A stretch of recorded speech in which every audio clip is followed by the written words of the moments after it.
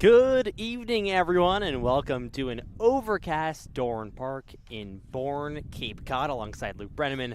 I'm Milo Hoffman, and we're pleased to bring you game number 2 of the 2026 Harwich Mariners season against the Bourne Braves. Harwich fresh off an opening day loss to the YD Red Sox yesterday by a score of 8-5. So the Mariners are trying to bounce back in game number 2. Nice crowd on hand down the left and right field lines. No one in the outfield. Luke and I are right down the first baseline, kind of behind home plate, and so glad to be bringing you the action. And Luke, Harwich is trying to bounce back after an opening day loss where the offense really struggled to get going with runners on base. Yeah, they struggled to get going when the runners were on base. They left 11 guys on base last night. So, Milo, I think the positives are they weren't completely blanked. They had multiple extra base hits. They had 3 hits for 3 runs in a comeback effort come the 9th inning last night. So, I think today you shake it off. It was game 1. You definitely see more of a culture building in that dugout, just kind of watching BP today, hanging around on the field, saying hello to some of the guys. They're not worried about it, but they've got their hands full with Bourne because this is a team that recruits very well to the Cape. Up and down the roster, it's pretty much all Power 4. A ton of Vanderbilt has always come to Bourne, and they delivered last night. They dominated Chatham from start to finish. So you come in the not-so-friendly confines of Bourne Park. This is a really tough place to win, but the Mariners won the 2024 Cape League title game right here over the Braves. So Harwich, they've got good history on this side of the Cape. Well, talking about titles, the Bourne Braves are trying to go for back-to-back Cape Cod championships. They won last year in 2025. And speaking of the Bourne Braves, they're on the field right now taking their warm-ups. We'll go around the diamond from left to center to right in the outfield. Rustin Rigdon in left, Matt Bolton in center, and Cal Sefcik over in right. From left to right in the infield, you have Trent Caraway at third, Riker Waite at short, Lee Ellis at second base, Garrett Michelle is at first base. Doing the catching for Bourne, Mark Cutrani. And starting tonight for the Braves is Brandon Bennett out of Clemson.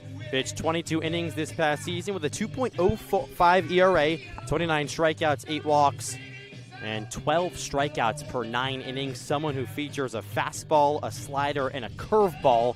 And he tends to go to his slider more often than his fastball. And we mentioned it on Trident Talk over at the Harwich Mariners social media pages. He is someone that isn't necessarily used to making starts on the mound. No, he did not start a game at Clemson in his redshirt freshman season that he's coming out of right now. And I think that goes a long way for the psychological game, Milo. Typically, you get the chance to feel out the game. You maybe get some film. Now with all the technology, especially at a school like Clemson, the ACC, they've got iPads in the dugout. They're seeing what hitters attack certain pitches. The analytics, obviously, pregame and all of that, still transfer to the Cape, but rare territory getting the start for the lefty. The Mariners move around their starting lineup a little bit. They put some more righties in against the lefty starter, so I think this game is the start will be big for the Mariners. Yeah, the longest outing out of the bullpen this season for Bennett was just 2 2/3 innings against Virginia Tech. Julio Solier steps up to the plate for Harwich. He was bumped up as the leadoff man for this evening. He went 0 for 4 yesterday against YD. Played for Boston College this past season. Hit .354 with 3 home runs and 34 RBIs. Bennett's ready, kicks, and fires home. Fastball fouled right back, and we're underway here at Bourne Park. First pitch at 6:02, an overcast day. Unlike yesterday over at YD, the sun was blistering, but this, of course, a little bit of a later start, a 6 o'clock start. Yesterday was 4:30. Bennett stands tall on the hill, comes set at the belt. Fires home to Solier. Pitch is downstairs, and the count's 1-1. Like I said, Julio Solier went 0 for 4 yesterday. Did have an RBI, a fielder's choice, and he walked. Someone who is a big steal threat once he gets on. 28 stolen bases this past year at Boston College. Bennett long pause. Now he comes home. Breaking ball spins in for strike 2. There's that slider that we know Bennett has. It comes in at about 83 miles an hour. Fastball sits at about 93, and the curveball comes in at 75. For guys that can throw sliders at that percentile as their most used pitch, well, they throw it as a strike, not necessarily a put-away pitch. And Bennett uses it as both. 1-2. Fastball hit in the air towards right center field. That'll dunk in for a base hit for Solier. fielded by the center fielder Bolton, and a leadoff single for the Mariners here in the top of the first. Solier, he gets the discipline of waiting on two, seeing two, which is something that we didn't really see from him yesterday. He was extremely eager up there, almost looked not uncomfortable, Milo, but like on edge. He wanted to do everything with each pitch he saw, and he had good bats, but that's the first hit of the Cape League for Solier, and there's going to be plenty more of those this summer. Just fought it off the other direction. A good piece of hitting. Here's Garrity. Pitch to him is a fastball ripped into center field. Bolton on the run, stops in center, and he makes the grab. Solier tracks back to first. So a nice out by the center fielder Bolton, and there's one gone in the top of the first. That was hit on a line towards center, and Garrity's done that a couple times now, just in the few times we've seen him. Had a ripper double in the scrimmage game against YD a few days ago. Hit leadoff yesterday, so good to see some solid contact from today's DH for the Mariners. That was the first pitch, too. Something to note. Harwich did not swing at the first pitch in the first 2 innings of the game on the road against YD. Maybe some ambush here against the starter Bennett. Here's Ty Smolinski. Breaking ball just inside. And the count's 1-0 on really the man of the hour so far for the Mariners. Went 2 for 4 yesterday against YD with a 2-run homer in the 9th that kind of sparked a mini rally for the Mariners if they wanted any chance at coming back in that one. Solier leads off of first. Check back. Not in time. Ty Smolinski hit .339 with 9 home runs and 45 RBIs at Kansas State, this past season. This is a tough ballpark to go deep in, though, Milo. I mean, he hit a jack yesterday deep to right field, but YD's ballpark a whole lot smaller than this. Pitch. Swing and a miss. A little wave on a breaking ball there. 395 to center, 330 to both corners here at Bourne Park. Bennett readjusts his glove on his right hand. Steps back on the rubber, third base side. Solier takes his lead off of first. Check back to Solier. Pulled the first baseman, Michelle, off the bag. 1-1's the count, 1 gone here, top of the first. Still no score between the Mariners and the Braves in game number 2 of the 2026 season. Nice crowd on hand. As Smolinski digs back in the box, another check to first. Really keeping an eye on Julio Solier. Yesterday, he did have a stolen base against YD in the 9th inning. Invited to play baseball for Team USA, so may be departing the Mariners prematurely this season. 1-1. Breaking ball in the dirt, nice block. And the count is 2-1. Something we saw all day in every single one of Smolinski's at-bats was his ability to get deep into the at-bat, see a couple pitches, and then he capped off a nice day by squaring one up. Counts 2-1. Solier takes his lead. Long pause. Now he comes home. Fastball ripped to right, foul. That'll hit the screen, and it evens up at 2 balls and 2 strikes. And this is now becoming a theme for Ty Smolinski. He goes up there, he looks for the pitch that he wants to rip, and that one just a bit too early on from the lefty on the mound. This, of course, a left-on-left matchup. Could be a little bit harder to straighten out that pitch. With how high that fastball was and how early Smolinski was, it's just a testament to how all over it he is when it comes to predicting the next pitch. He was sitting fastball there. Wind gusts are up here at Bourne Park, 2-2.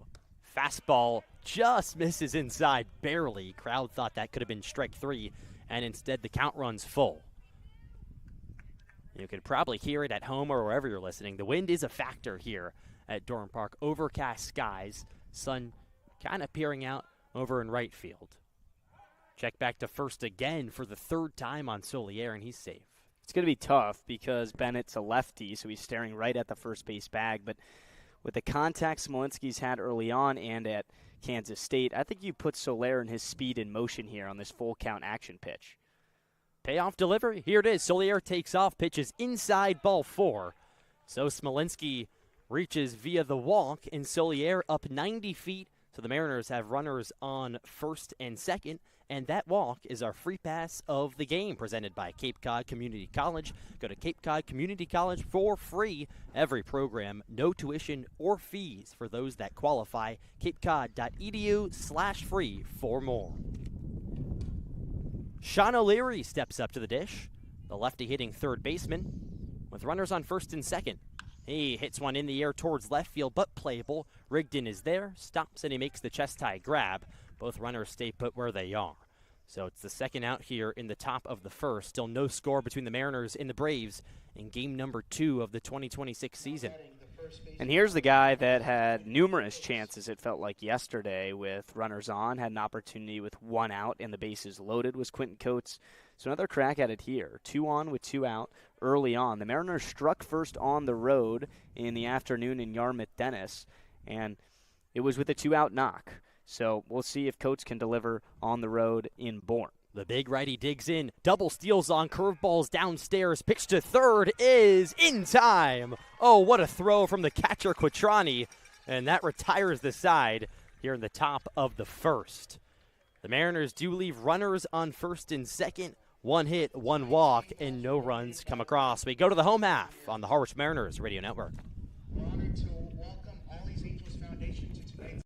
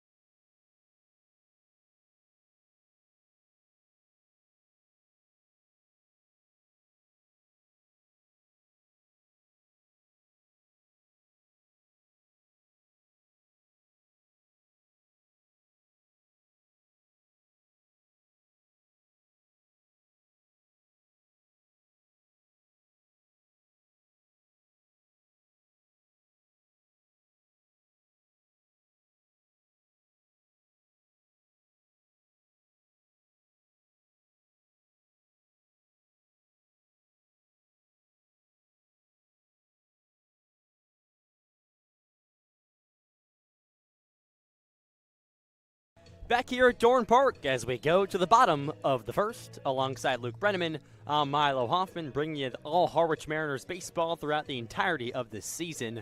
Mariners stranded 2 runners aboard in the first. Julio Solier was caught stealing third base to retire the side. And now we go to the home half, and the Bourne Braves are coming to bat, and they face FAU's James Littman, starting pitcher for the Mariners in 2026. He made 15 starts with 83 innings pitched, a 3.56 ERA, 80 strikeouts. So he has the strikeout stuff on the mound. He was top 5 in the AAC in wins and strikeouts this season. Stands tall on the mound with the old school stirrups and high socks. Fires home. Fastball's ripped in the air to right. That'll dunk in for a base hit. 1 pitch. And a runner aboard for the Bourne Braves here in the bottom of the first. Riker White out of Vanderbilt gets the party started for the home side. White is one of those guys who's returning to the Cape. He was here pretty much the entire summer in Bourne in 2025, Milo. And the season that he put together, especially defensively and his base running, he steals so many bases. He's a guy that could be a preseason MVP type of candidate, and he's showing you why just on 1 pitch to kick this thing off. Had 13 stolen bases at Vanderbilt this past season and hit 287. So an overall complete player. And now it's Rustin Rigdon for Bourne, also a member of Vanderbilt. Right on left matchup. Pitch. Fastball fouled right back. And the count's 0-1 on Rigdon. Today's left fielder for Bourne hit 270 at Vanderbilt with 6 homers and 31 RBIs. Bourne fresh off an opening day win over Chatham yesterday. Trying to go back-to-back in the Cape Cod League. as champions. 0-1. Fastball is there for strike 2. So you can tell that the velocity isn't the key punch on the fastball from Littman. It comes in around 92, 93, but he's going to try and get ahead of you like he is in this at-bat right now and then put you away with the slower stuff. Waite takes his lead pitch, a cut and a miss. And that's strike 3, a beautiful, beautiful off-speed from Littman. And there was one gone in the bottom of the first. I mean, that was domination. Good morning, good afternoon, and good night. And Rigdon is no easy pass. He was 1 for 4 yesterday, scored. Obviously, you talked about it. A Vandy guy playing in the SEC started all but one game the last 2 seasons combined, Milo. So that was good work after, losing weight on just the one-pitch single to right, settle back into the start here. Here's the catcher, Cotrani. Breaking ball spins outside, and it's 1-0. Cotrani out of Notre Dame, 376 average this past season with the Fighting Irish and 15 home runs. They hit a home run yesterday in Bourne's opening day win against Chatham. Waite takes his lead off first. Here's the 1-0.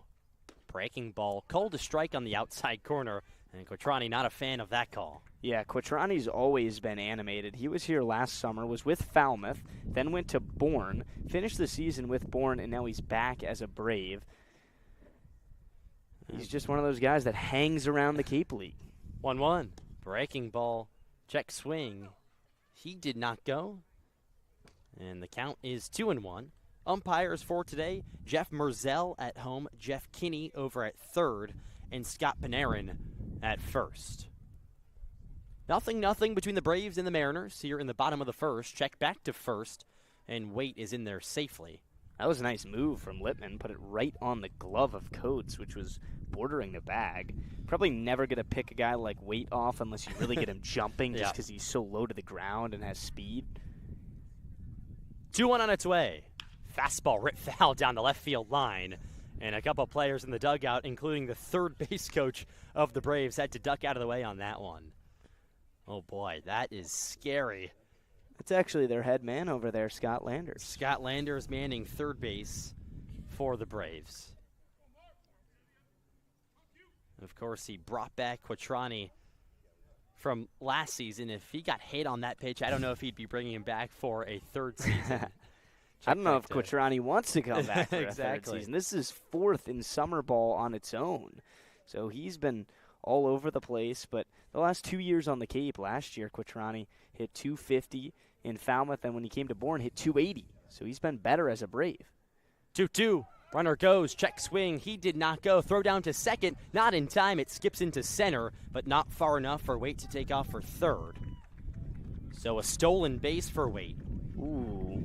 Even the late appeal from the home plate umpire, Jeff Merzel, down to first base. And Pellerin, for the second time in this at-bat, gives the benefit of the doubt to Quattrani. I thought that time it was a no-brainer that he went around. But now the Mariners got to deal with a one-out runner in scoring position situation. Littman looking for the punch-out here. Here's the pitch. Fastball called strike 3 on the outside corner. Beautiful paint job from James Littman.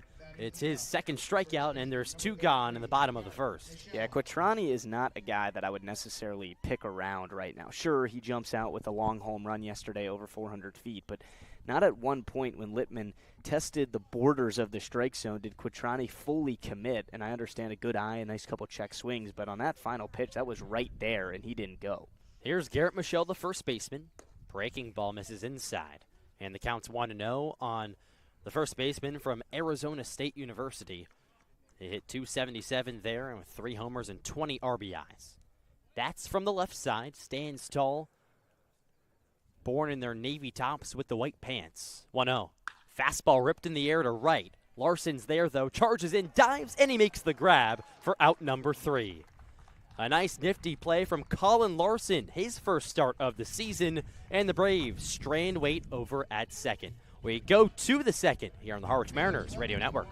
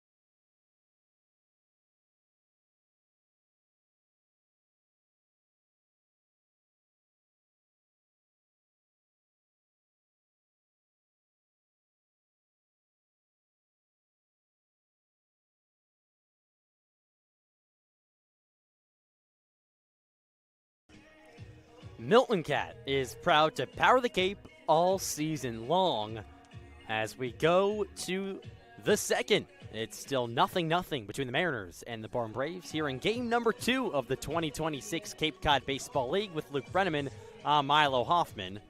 Still Brandon Bennett on the hill for the Braves, and he'll deal to Quentin Coates, who actually came to the plate in the first inning, but Julio Solier was gunned out trying to steal third, and therefore Coates starts the second frame. The tall first baseman from Cincinnati digs in. His last at-bat on opening day yesterday was a big double to right, so trying to carry over some momentum here at Dorn Park. Bennett stands tall. The lefty fires home. Fastball outside, and the count's 1-0 on Coates. I know the Mariners are still getting used to the Cape and the management staff and coaches with whether guys should have the green light on the bases, but running into outs, especially with 2 on, is something that you really don't want to do. And you had a guy like Coates up, Milo, who we know is a power hitter. Here's the 1-0. Breaking ball, sort of a check swing foul, and the count's 1-1. And yeah, that double went to opposite field, deep to right. You had a chance it was going to go over the fence, but it stayed in the park. Someone who hit 28 home runs at Cincinnati this past season, more than 70 runs batted in. Just impressive stuff for Coates after his freshman season. Yeah, but the point is on the sense of first and second, he might put one in the gap, and the runner from first can still score regardless. A dangerous guy. 1-1. Swing and a miss. Counts 1-2. And you're dealing with a starter in Bennett who has swing and miss stuff. His whip in both seasons at Clemson, 25 and 26, never once surpassed 1.1. Whip is walks and hits in innings pitched, so pretty much averaging right on 1 base runner per inning. The Mariners had 2 on. Here's the 1-1 offering. Breaking ball, called strike 3, so there was 2 strikes. The scoreboard over and right said 1, so Coates goes down on a strikeout, and that's the first out here in the top of the second. We've talked about Coates a lot early on, especially his hustle. He's been fun to watch out there. One thing I think with him, though, is you play in a league like this that you maybe have dreamt of playing in and the level is increased. You just got to settle in. It's a long year. Yeah. You can tell he's beating himself up on his walk back to the dugout. He's a heck of a player. He's going to hit home runs here. He's going to get on base. Pitch to J.P. Peltier, fastball cut on and missed. And it's 0-1. You're right. It's a long season. You're going to stack these at-bats over time. And he'll come around. I mean, someone who hit 28 home runs in the regular season at Cincinnati is bound to straight some of them out here on the Cape. J.P. Peltier is the left fielder today. 0-1. Peltier leaves it upstairs. It is fun when you just are in the position we're in, where, yes, we call the games every day, but we don't travel with the team, so we see these guys when we get to the ballparks at batting practices, and you start to pick up little trends of how they operate, how they get ready for a game. Here's the 1-1. Just misses inside. Peltier buckled his knees on that one, and the count's 2-1. And certain guys have a different level of intensity. Peltier has probably been one of those cool as a cucumber type of guys, is always smiling, relaxed, even in the on-deck circle. And then there's others that are the complete flip side. 2-1. Peltier leaves it upstairs, 3-1. JP went 1 for 3 yesterday, had a walk as well at Wright State this past season, hit .294, 10 homers, and 54 runs batted in. Also stole 14 bases, so a threat to go if he gets aboard. Still no score, Mariners and Braves, bottom of the second. Here's the pitch. Upstairs, ball 4, and Peltier is aboard via the walk. It's the second walk dealt by Bennett today, and there's a 1-out runner aboard here for the M's. So another thing we talked about, Milo, was Bennett not being used to the starting role. He's never done it. But another thing is his control, and it's rock solid. In 22 innings at Clemson, only gave up 8 free passes this year. That's now his second free pass in the first 6 batters that he's seen. So for Harwich, I think you got a shot at this guy because you mentioned in the open the longest outing of his entire career was 2 2/3 against Virginia Tech exactly a month ago today, and he gave up 2 runs in that outing. Peltier takes his lead. Here's Micah Kirikoff, the center fielder. Pitch. Swinging a high fly ball left side of the infield. Shortstop Waite is there, camps under, and he makes the one-handed grab for the second out. Well, that was sky high. Kirikoff just under that one, and he's someone that's trying to bring his bat around Of course, just game number 2, but went 0 for 4 against YD yesterday. And that's where I think we've seen this inconsistency where, Milo, it's now the second time today we've seen a long at-bat. Yep. The first one was from Smolinski when he walked, and then that last one was Peltier. He walked, and then the next guy after him in one pitch. In the first, it was O'Leary, and there Kirikov with their first pitch hacking, and it's a one-pitch out. So it's kind of a dynamic where you work so hard to get on base, and then it feels like you give away an opportunity swinging at the first pitch. Here's Ernie Echeverria, the catcher. He leaves one upstairs. A fastball, and it's 1-0. Echeverria out of UPenn, making his first start of the season for the Mariners. A returning player for Harwich, played here last season. Bennett stands tall, checks back to first. Not in time. I think it's important for the Mariners to get off to a good start here, and especially take advantage. You got 2 outs, but a runner on first base, keep the train moving and try not to get stagnant. Of course, this is the first at-bat of the season for Echeverria. 1-0, here it is. Serve spins in for strike 1. That looked like a nasty slider, little backdoor action. Ernie was another guy like Garrity who came to Harwich on the back end of the season, teamed up with his pitching teammate, Thomas Shirtliff, who was pretty much with the Mariners all summer, was an all-star as well. 1-1 from Bennett. Here it is. Echeverria looks at a curveball, strike 2. That's, look, an old-school 12-6 action right there, sort of like a Clayton Kershaw type pitch. And the count's 1-2 with 2 outs here in the top of the second. No score between Bourne and Harwich. Something that Echeverria did in just his 4 games last summer was he drew 5 walks. He was 0 for 7 at the dish, still looking for his first Cape League hit. But he was a guy that, as broadcasters, we quickly were mentioning as a dude with a wicked eye. Mm-hmm. He was getting up to the plate, and he was drawing out at-bats. He'd make you work to get him out. See if he can get a knock here. 1-2. Echeverria pitches upstairs. He takes. Runner takes off. Peltier is to second safely. So a stolen base for J.P. Peltier, and the Mariners have a runner in scoring position. That pitch a ball, so the count's even at 2-2. So you got Echeverria hitting 8th and then Larson on deck 9th. Both of these guys have not had an at-bat, as in they did not play yesterday on opening day. This would be a good spot to get something going here from the bottom of the order. 2-2, a swing and a ripper down the left field line. That'll hook foul over the fence and to a couple fans over there beyond the fence. So still 2-2 with 2 outs here in the top of the second. Steve Englert making some changes to the lineup after game number 1. Echeverria trying to do some damage. Rests his black bat over his right shoulder. Peltier off second pitch. Breaking ball in the dirt. Nice block from Cotrani back there. And the count's full. Mariners in their light blue uniforms with the red lettering. Echeverria digs back into the righty box with the high socks, a couple check swings, and armor over his left shin. Slightly closed stance. Here's the payoff delivery.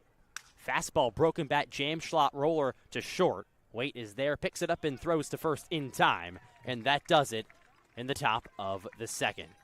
The Mariners strand J.P. Peltier over at second after his walk. No hits and no runs. We head to the bottom of the second right here on the Harwich Mariners Radio Network.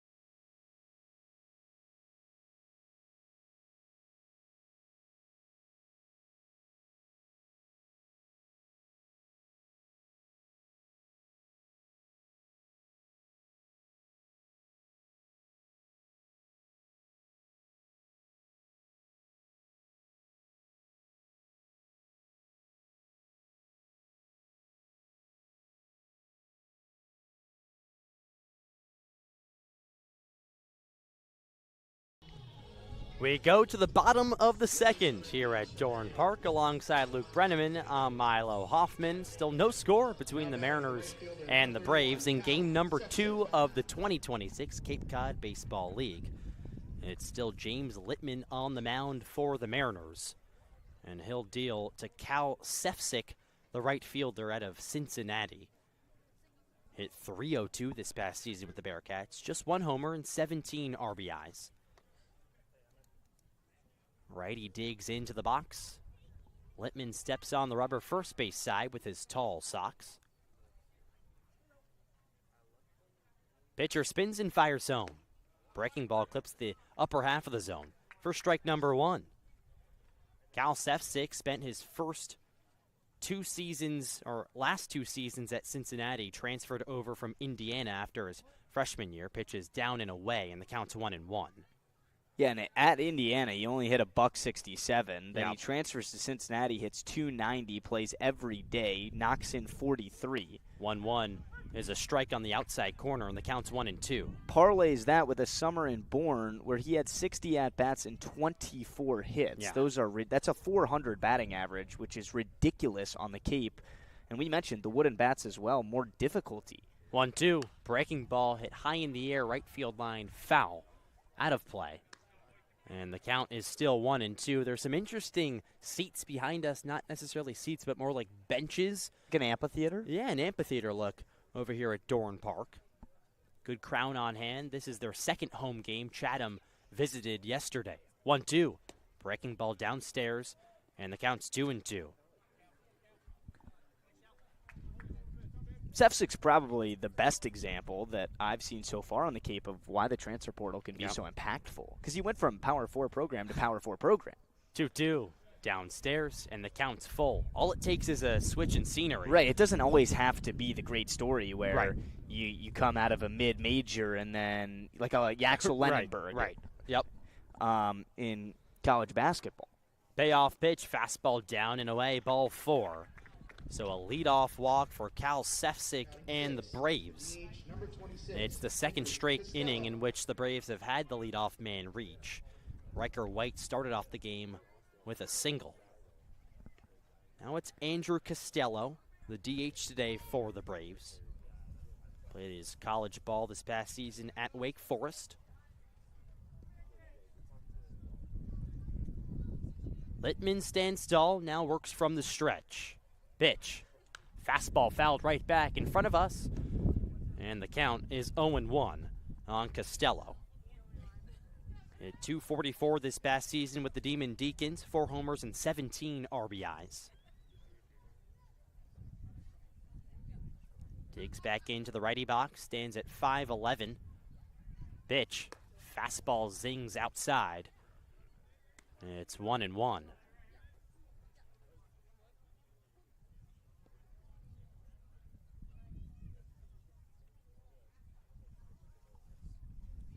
Littman stands tall, ready. Here's the pitch.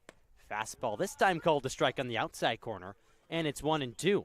I think something early on in the season that's been impressive for the Mariners is that they've done a pretty decent job at manning the strike zone on the hill. And yesterday, despite giving up the grand slam, Trey Williford only had 2 walks on the hill. Breaking ball misses outside, and the count's 2-2. And those were the only walks the Mariners sacrificed the entire contest, Milo.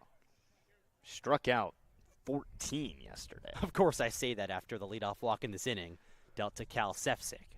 He takes his lead off of first, counts 2-2. Here's the pitch. Costello fouls it right back. It hits off the screen in front of us and trickles back into fair territory. So the count's still 2-2, just underway here at Bourne Park in the bottom of the second. Still 0-0 between the Mariners and the Braves in game number 2 of the season. Mariners still waiting to play at White House Field. Home opener is tomorrow. 2-2. Fastball swing and a miss. High cheese right on by. And there's one gone now in the bottom of the second. That's now the 3rd strikeout from James Littman. Yeah, and the first one came after Waite's leadoff single to get the game going. And then he starts the second inning off with the walk to Sefcik. Not really a competitive at-bat there. Yep. And then he bounces back with the strikeout. So he went back-to-back Ks after a leadoff base runner in the first. We'll see if he can do it here. And that double play ball still definitely intact here. Fastball to Trent Caraway is a strike on the inside corner. And the count's 0-1 on the third baseman from Louisiana State. He's wearing a neon piece of armor over his left shin. Really stands out with the navy blue tops for Bourne and the white pants, along with the red socks. Breaking ball cut on and missed. And it's quickly 0-2 on Caraway. Do you like that? I mean, we got neon pink love on the left elbow and then neon green. It's a lot going on, and a little Phineas and Ferb going on. Maybe trying to here? distract the pitcher. I don't know. Usually it's the pitcher Acuna's trying to doing that, and he distract it. is a Brave. So. It's true. Pitch outside, and the count is 1-2. I'm just wondering where he got them because Oregon State is. I'm saying where he got the gear because Oregon State is certainly not light green or pink. Yes. So it can't be school. Louisiana State this time was at Oregon State. So yes, I guess it still doesn't make complete sense. Start the whole trajectory. Start the career at Oregon State. Go to Louisiana. And both of those schools, not really Oregon State. Maybe you could get some darker colors from them, but Louisiana State, they got similar, a little bit of red there. You can get that, similar to the Braves. 1-2, Sefcik takes his lead. Bitch is a ripper on the ground, left side. Solier scoops it up, does not have a throw. That would have been a nifty play from the shortstop in the hole, but instead an infield single for Caraway, and the Braves have runners on first and second with one gone in the bottom of the second. First time today where Littman has seen 2 runners on. We'll see if James can work his way out of trouble. Granted, this is the bottom of the order. Bolton, who's up right now, did not hit or play in the game yesterday. First at-bat of the season for Bolton from Binghamton. Pitch to him. Fastball is a strike on the inside corner, and it's 0-1. Now, granted, this is first at-bat, but he has hit above 300 in a pair of seasons at Binghamton over in New York. Not too far from Syracuse, where I'm from. Pitch is ripped into right. Larson's there, does not have a play. It bounces in front of him. All the runners move up 90 feet. Sefcik holds up at third, and the Braves have bases loaded here in the bottom of the second. Good piece of hitting. Bolton was ready, didn't try to do too much. That's a big thing that guys are going to tend to do, especially in this league, when they're trying to showcase themselves with runners on base, is do too much. That time, Bolton just flicks his hands out there, moves everybody station to station, and now you get the 9-hole hitter, Ellis, with a chance with the bases loaded. Lee Ellis from Ohio State, the second baseman. A big spot here in the second. Bases juiced. Pitch. Breaking ball downstairs. So the count's 1-0 on Ellis. The corners are playing in for the Mariners. Middle infield, Solier and Smolinski at double play depth. Ellis digs back in. Here's the pitch from Littman. Fastball outside, and it's 2-0. Echeverria takes his mask off on that one as he throws back to the pitcher, trying to buy his guy some extra time. Down 2-0 in the count here, bottom of the second. Still no score between the Mariners and Bourne. Bases juice for the home side. 2-0. Fastball fouled back, and it's 2-1. That's a big pitch. I mean, there's nowhere to put him. It's straightforward. You got to throw strikes, and after getting behind 2-0, you have the top of the order knocking on the door. Riker Waite, the leadoff man, who is very deadly for the Braves.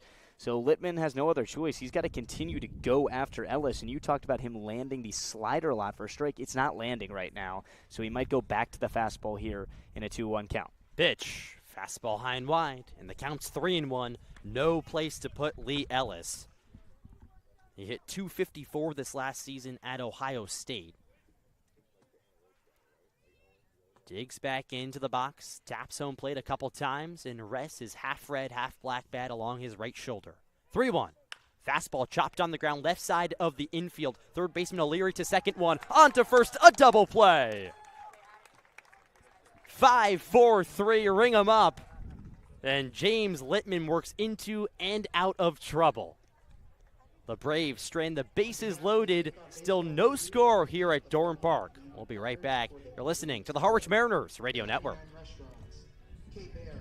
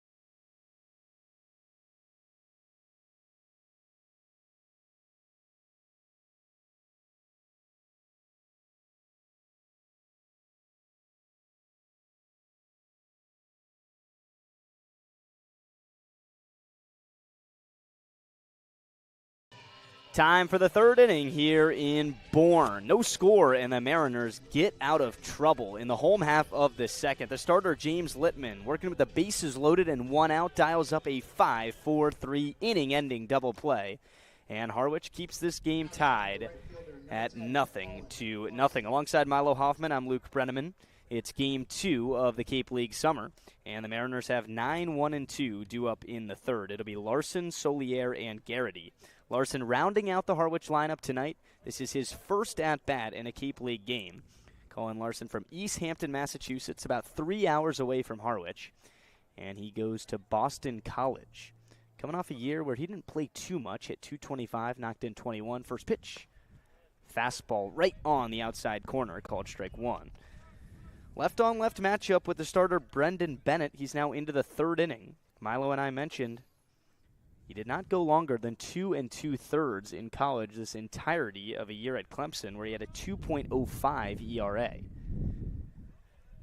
Taking his time, here comes the 0-1. Larson stays away from a pitch in the dirt. Yeah, evens the count. He's gone to that slider a whole bunch, and see if Larson can stay poised and keep taking that pitch, because if he starts to chase that, that just feeds into Bennett's game plan here with sort of the secondary fastball down his sleeve. Here's the 1-1. Outside. There was the fastball, but got away from him. So Larson ahead, 2 balls and a strike. For more on Larson, as a freshman in 2025, he made 19 starts, appeared in 31 games at BC, had just 13 hits and 57 at-bats, so a productive freshman season. 2-1. Larson stays away from a hanging breaking ball, lands right down the heart of the plate, 2-2. But then in 2026, played a lot more, but the power numbers weren't there. He is a threat on the bases. 21 stolen bags. We saw the play he made out and right to end the first inning on the sliding catch. So a good defender. 2-2. Ground ball right side. First baseman Michelle eats it up, scurries over to the bag, and taps it with his left foot for out number 1. Yeah, that's just a jam shot off the bat of Larson, a slow roller. But again, you got to be careful with this dirt. Charge those balls hit on the ground. We saw yesterday at YD. Both teams really had some trouble. O'Leary for Harwich let one go underneath his legs. YD had a few weird hops that got by infielders. So you got to charge these balls on the ground. And right there, the first baseman, Michelle, did nicely. 5 combined errors in that game yesterday. YD had 3, the Mariners with 2. Here's Solier, 1 out, nobody on. First pitch, a strike down the middle. That time it was the slider. So what we mentioned in the open, 44% of the time, Brendan Bennett, the starter for the Bravos, is going to go to the slider. He can land it. He's confident in it. And I think the Mariners power hitters have to respect it, but be willing to jump over one, center cut. The 0-1 is a fastball down, and Solier gets the count even. His first time up, Julio Solier got his first hit of the summer. It was a hot shot hit to right field. He then advanced to second base on the Smolinski walk and eventually ended the inning by being caught stealing third from the Braves catcher Mark Quitrani. Here's the 1-1. Ground ball left side foul. And the count goes to 1-2 on the Harwich shortstop. Yeah, that first hit for Solier was impressive. Every time he takes a swing, you feel like he kind of just has the ability to rip one off and hit one deep into the outfield. Such a vicious swing, and his bat speed is almost second to none on this team, I would say. Yeah, he's a violent hitter. You can just tell. Riker Waite, the shortstop, playing back towards the outfield grass. 2-strike pitch, popped up, foul, and out of play. Solier stays alive. Remember, we talked about it yesterday, but if this is your first time tuning in, Julio Solier is maybe the preseason hyped-up MVP of this Mariner team when it comes to the batting lineup. He hit second yesterday. Now he's hitting first today. And a guy who just recently, a couple days ago, received an invite to try out for Team USA, who will be competing in a national tournament in July in Taiwan. So if he does make the team, good for him. 2-strike pitch, got him looking with the off-speed, a curveball. It started in the left-hander's batter's box, and the lefty Bennett spun it right down the heart of the plate for strike 3. So now 2 outs as Solier goes down. But to finish that, if he does not make the team, odds are he does return to Harwich for as long as he plans to play summer baseball on the Cape. Yeah, I think so far, Solier, maybe the breaking balls are getting to him in the early going of this season. Not, only 2 games in, but that's been a theme. First pitch to Garrity in the dirt. And that just a curveball. We already mentioned it. You rarely see an old-school 12-6 curveball anymore. It feels like that's almost kind of a lost art. A lot of sliders, a lot of cutters, things that have a little bit more velocity. But curveball sits in the mid-70s. That got the job done. Here's the 1-0 to Garrity. Up and away with the heater. 2 balls and no strikes. First time up, Garrity stepped on a first-pitch fastball and lined out sharply to center field. Hit it right at the man in dead center. Matt Bolton is the starter out there for the Braves tonight. No score, top of the third. 2 out, nobody on. Garrity ahead 2-0. Here comes the pitch. Swing and a miss. 2-1. Smolinski on deck if we get there. But, Milo, this is your first look at Bourne Park. This is our first look of the summer. And you mentioned it a couple times, an overcast day, but it's not dark. It's still just maybe a darker blue shade of the sky. I'm curious when they're going to put the lights on here. Here's the 2-1. Hanger. This one's up high. Garrity immediately put his bat to his shoulder, stayed away, and now gets into a 3-ball, 1-strike count. I'm excited that the lights will be eventually turned on here and playing baseball under the lights. Of course, some stadiums and ballparks on the Cape don't have lights, so you can't play that late. 3-1. Swing and a miss. The fastball just a little bit above the letters on Garrity's jersey right now. That's the type of pitch that he ripped to center for the line out in his first at-bat, but both strikes and now a full count against the starter Bennett have come just a little bit late on efforts to hit the high fastball. Yeah, and after that swing and a miss, Garrity looked at Smolinski on deck and asked, was that up? And Smolinski said yes. Here comes the payoff pitch. Bennett kicks, fires, check swing, and did he go around? No. Garrity, a fantastic borderline take right at the knees for ball 4. Yeah, that's an excellent take. It looked like he might have held up his bat just at the last second, and Smolinski, who was giving him some advice from the on-deck circle, gave him a thumbs up after he worked that walk. He's like, yeah, now I get to go at bat with a runner on board, and if there's any hitter you want up to the plate right now with a runner aboard for the Mariners, it's got to be Ty Smolinski. Garrity stole 20 bases at Northeastern in his college season. He has a big lead off of first right now. First pitch to Smolinski, upstairs, ball 1. Smolinski walked his first time up. That walk to Garrity is the 3rd issued so far, now with 2 outs in the top of the 3rd from the starter Brendan Bennett. Not typical of him.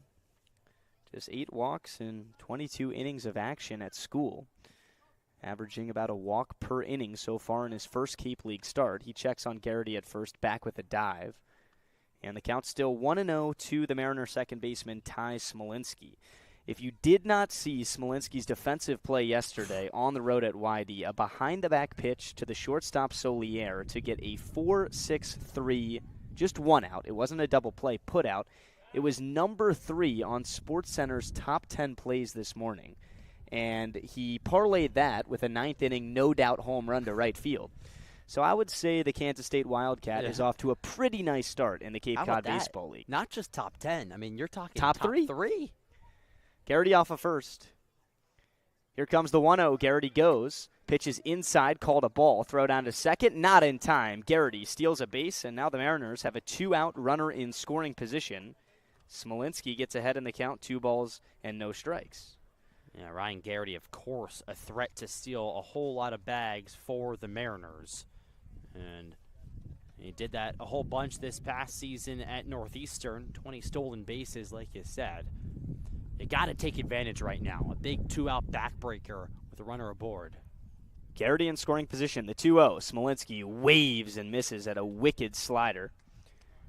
And here we go, Smolinski doing what a lot of Mariners did throughout the course of the summer last year, and just a lot of summer ball guys are doing as they get used to these new arms and some of the better arms across the country. They turn around, look at the bench, say it's going this way. They use their hands, the ride and run on fastballs.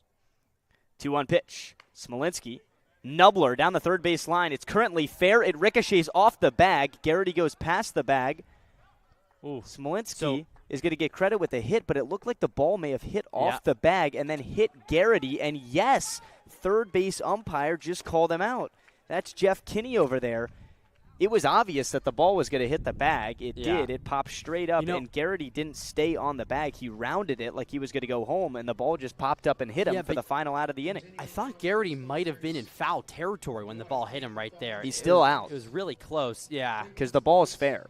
Right, the ball so is regardless, fair. That's the end of the inning. The Mariners really spoil a chance there. That would have been an infield hit off the bag from Smolinski. But nonetheless, Garrity runs into the ball for an out. That's now the second time in 3 innings that Harwich has run into outs. And we stay tied, 0-0. Time for the home half of the third when we come back on the Mariners Radio Network.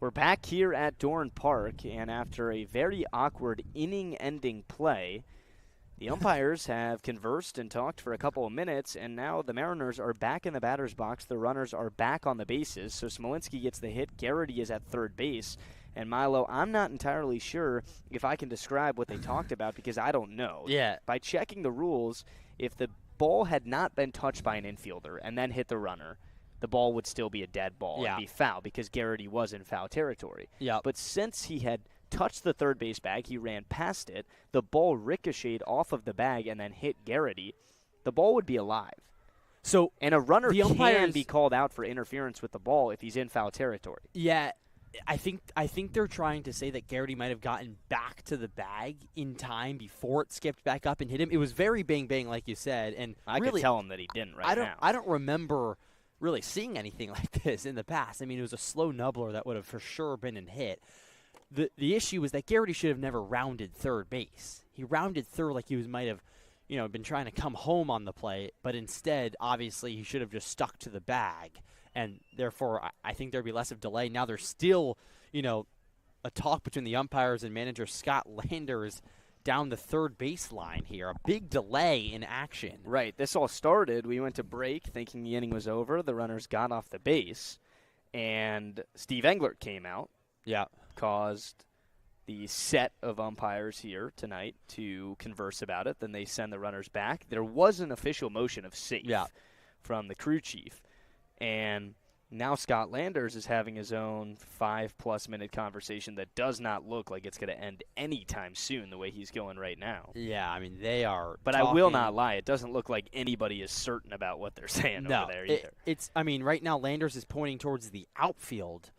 I think he's drawing up certain situations on where this rule could apply. And this is kind of, it makes sense because the inning was over. He's saying what happened. I mean, the inning was over, and now he has to throw his pitcher back on the mound after now he's not pitched in about, 5 minutes or so. And probably longer than that almost, at this point. Almost 7-8 minutes, and he's cold, and, this is a big opportunity for the Mariners. Now you're almost given a second chance in an inning that you thought was over. Well, the Mariners ran into that out, but now they didn't. So credit Smolinski with the hit. He had the hit either way, but Garrity gets to third, and Harwich has runners at the corners with 2 outs for the cleanup hitter Sean O'Leary.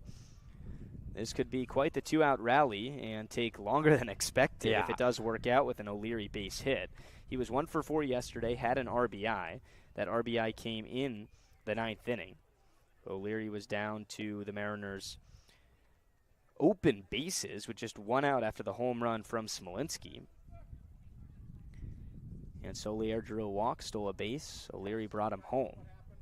The umpire right in front of us, Jeff Merzel, just asked the broadcasters for the Bourne Braves if they knew what happened. And they must have said they did because he didn't explain it to them, which I would wager they don't.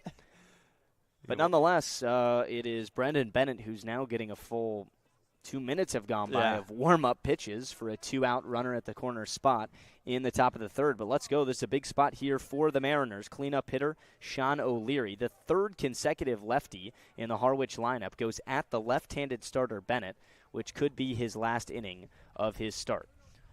Smolinski off of first, Garrity off of third. Bennett set at the belt. Kicks and comes home. First pitch, fastball on the outside corner, called a strike. It's got to be very, very awkward to go back on the hill after that. But for Brendan Bennett, you got to have a quick memory. And for the Mariners, a big chance right here. Yeah, for Harwich, you can make Bourne really look back at this moment and be frustrated with it. Yep. But if the Mariners can't convert, it's almost a setback to the entire contest and maybe some of the momentum that they've built in this inning. Harwich just 1 hit, and that's come on the Smolinski knock, who stands on first base right now. So if they can cash in,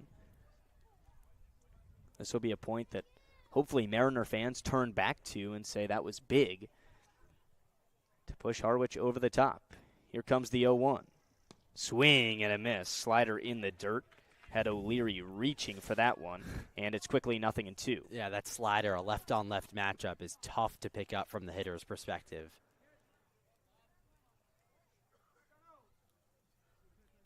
O'Leary pumps the bat twice at the starter Bennett. He's ahead 0-2. Here comes the 2-strike pitch. Just a little bit outside. That was the slider, but it was center cut. Belt high, just a little bit outside the zone. 1-2. A good pitch if you want to entice the left-handed hitter to maybe reach out and throw his hands, beg O'Leary to hit the ball the other way. We saw YD shift O'Leary pretty hard, telling him to hit it down the third base line. Here comes the 1-2. In the dirt, runner from first, Smolinski goes, the pitch gets away. Garrity to the plate, the pitch, safe! The covering pitcher, Bennett, got the relay from Quattrani as the ball squirted down the first base line, but not in time. Garrity's wheels steal the Mariners a run, and advancing from first to second goes Smolinski. It's 1-0 Harwich in the third. Yeah, great wheels on Garrity and just good awareness to realize how far that ball got away from the catcher, Quattrani. And he slid in head first safely, extended out his arm, and now you look at this inning as a huge success for the Mariners after you thought it was over. You're still now a hit away from potentially stealing another run in this inning. 2-strike pitch. Outside, it gets away from Quattrani to the backstop, and Smolinski slowly advances over to third base. The count goes full to O'Leary. Yeah, this was an at-bat that Bennett was ahead 0-2. Yeah, Smolinski again. There's good awareness. That one went all the way back, so really a no-brainer. But the second straight pitch that has gone awry from Bennett's hands. Coates on deck, but for now, here comes the payoff pitch. Bennett kicks, steals, and fires. The 3-2 wave and a miss, strike 3. A pair of wild pitches brings home Ryan Garrity, and the Mariners score first on their first hit of the ball game, coming in the frame from Smolinski. He's stranded at third, but it's Harwich 1, Bourne 0. We go to the home half on Cape League TV.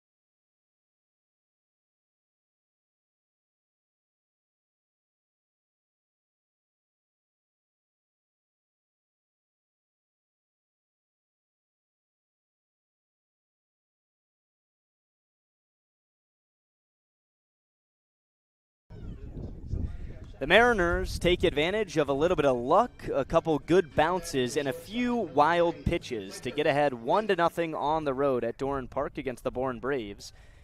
And it's time for the bottom of the third. 1, 2, and 3 due up for the Bravos. It's Riker Waite, Rustin Ridgden, and Mark Quattrani. Starter James Littman back out there. Starts off Waite with a first pitch fastball that skips 2 feet in front of home plate. Ball 1. Bourne has had base runners so far in the first 2 frames tonight. They had 2 hits in the second, but a 5-4-3 inning-ending bases-loaded double play got the Mariners and Littman out scoreless. The 1-0 skipped again in the dirt, almost the exact same pitch, and Waite quickly ahead. Waite had the lone hit in the first inning. He's 1 for 1 with a single to right field. Here comes the 2-0.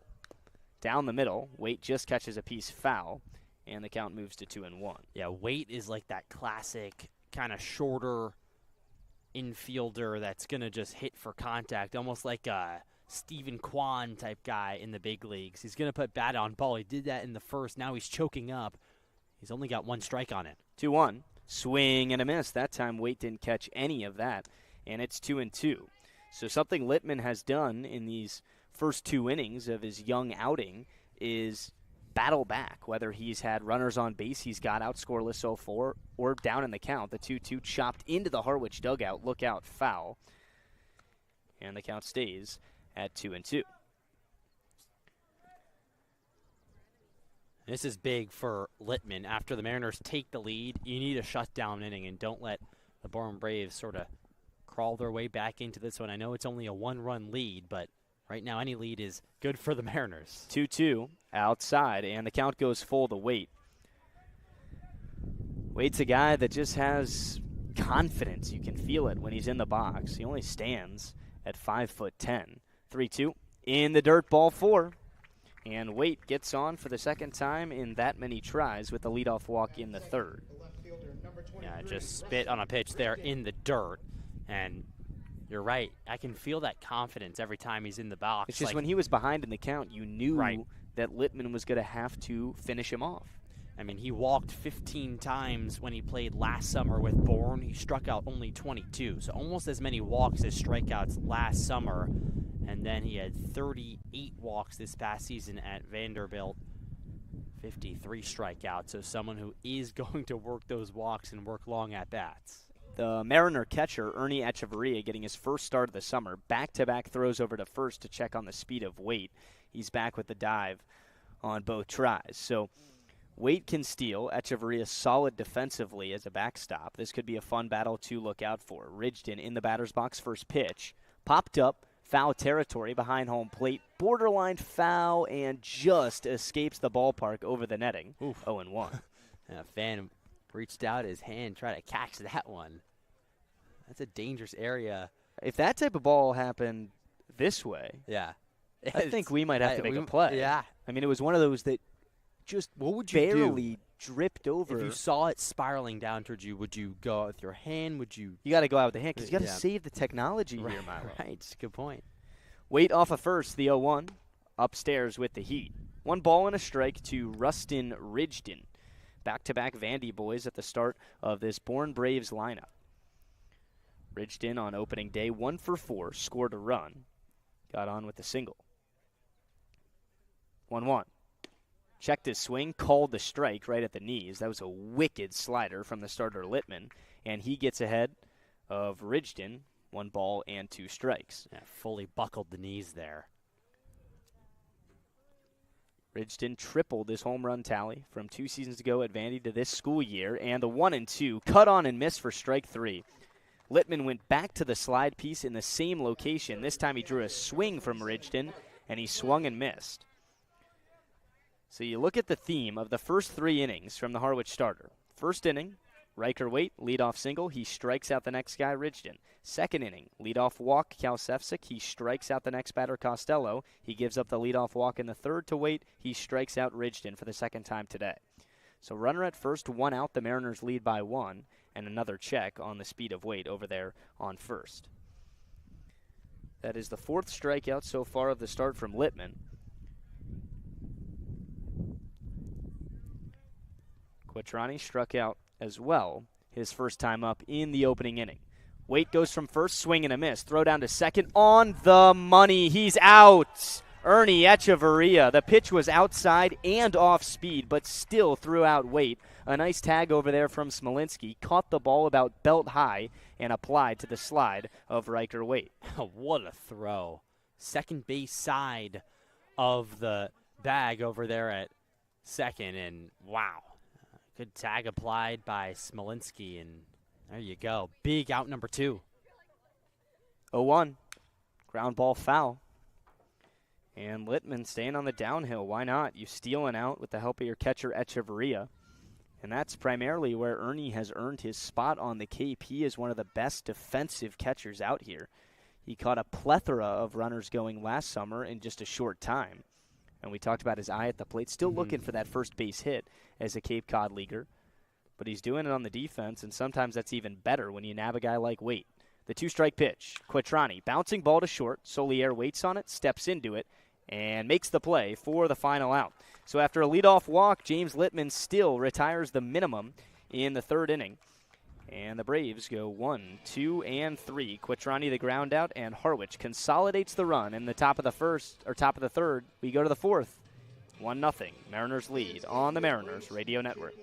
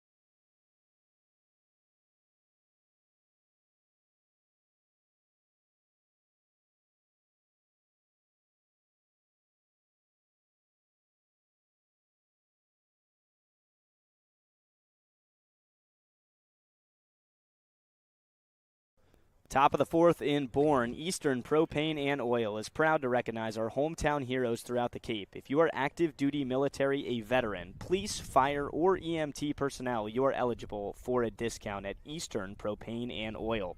1-0, Mariners lead the Braves. Top of the fourth, 5, 6, and 7 due up for the Mariners. And here's Quentin Coates. First pitch, swing and a miss. New pitcher into the game. It's the right-handed reliever out of Penn State who has since entered the portal and is off to Arizona State, Isaiah Shader. Shader, the right-hander, did not have the best of seasons in the Big Ten. 2-7 for record and 9.43 ERA. The 0-1 buries the outside corner of the zone, called strike 2. Every time Quentin Coates is up, it seems like he's falling behind in the counts, trying to get ahead. I think he needs to capitalize more on pitches that are in the zone early on in these at-bats, because now you look up and you're quickly down 0-2 and quickly into battle mode. Here comes the 0-2 pitch. That's a little bit too high. 1 ball and 2 strikes. A nice take, because that was borderline. But you mentioned it. I'm looking at the graph of where those first 2 pitches landed right now, Milo. They're center cut and then right down the middle. So Coates trying to lengthen this at-bat. He struck out his first time up in the second. Shader from the belt, working from the windup. 2-strike pitch, swing and a miss. Coates was late on the fastball. And the first Mariner that Shader sees out of the pen, he puts down on strikes, 1 down to kick off the fourth. Yeah, just late on that fastball, heat right on by, and that's been a theme so far for Coach. Just late on the fastball, and seems like his bat head is not getting around as quick. Maybe the leg step a bit delayed.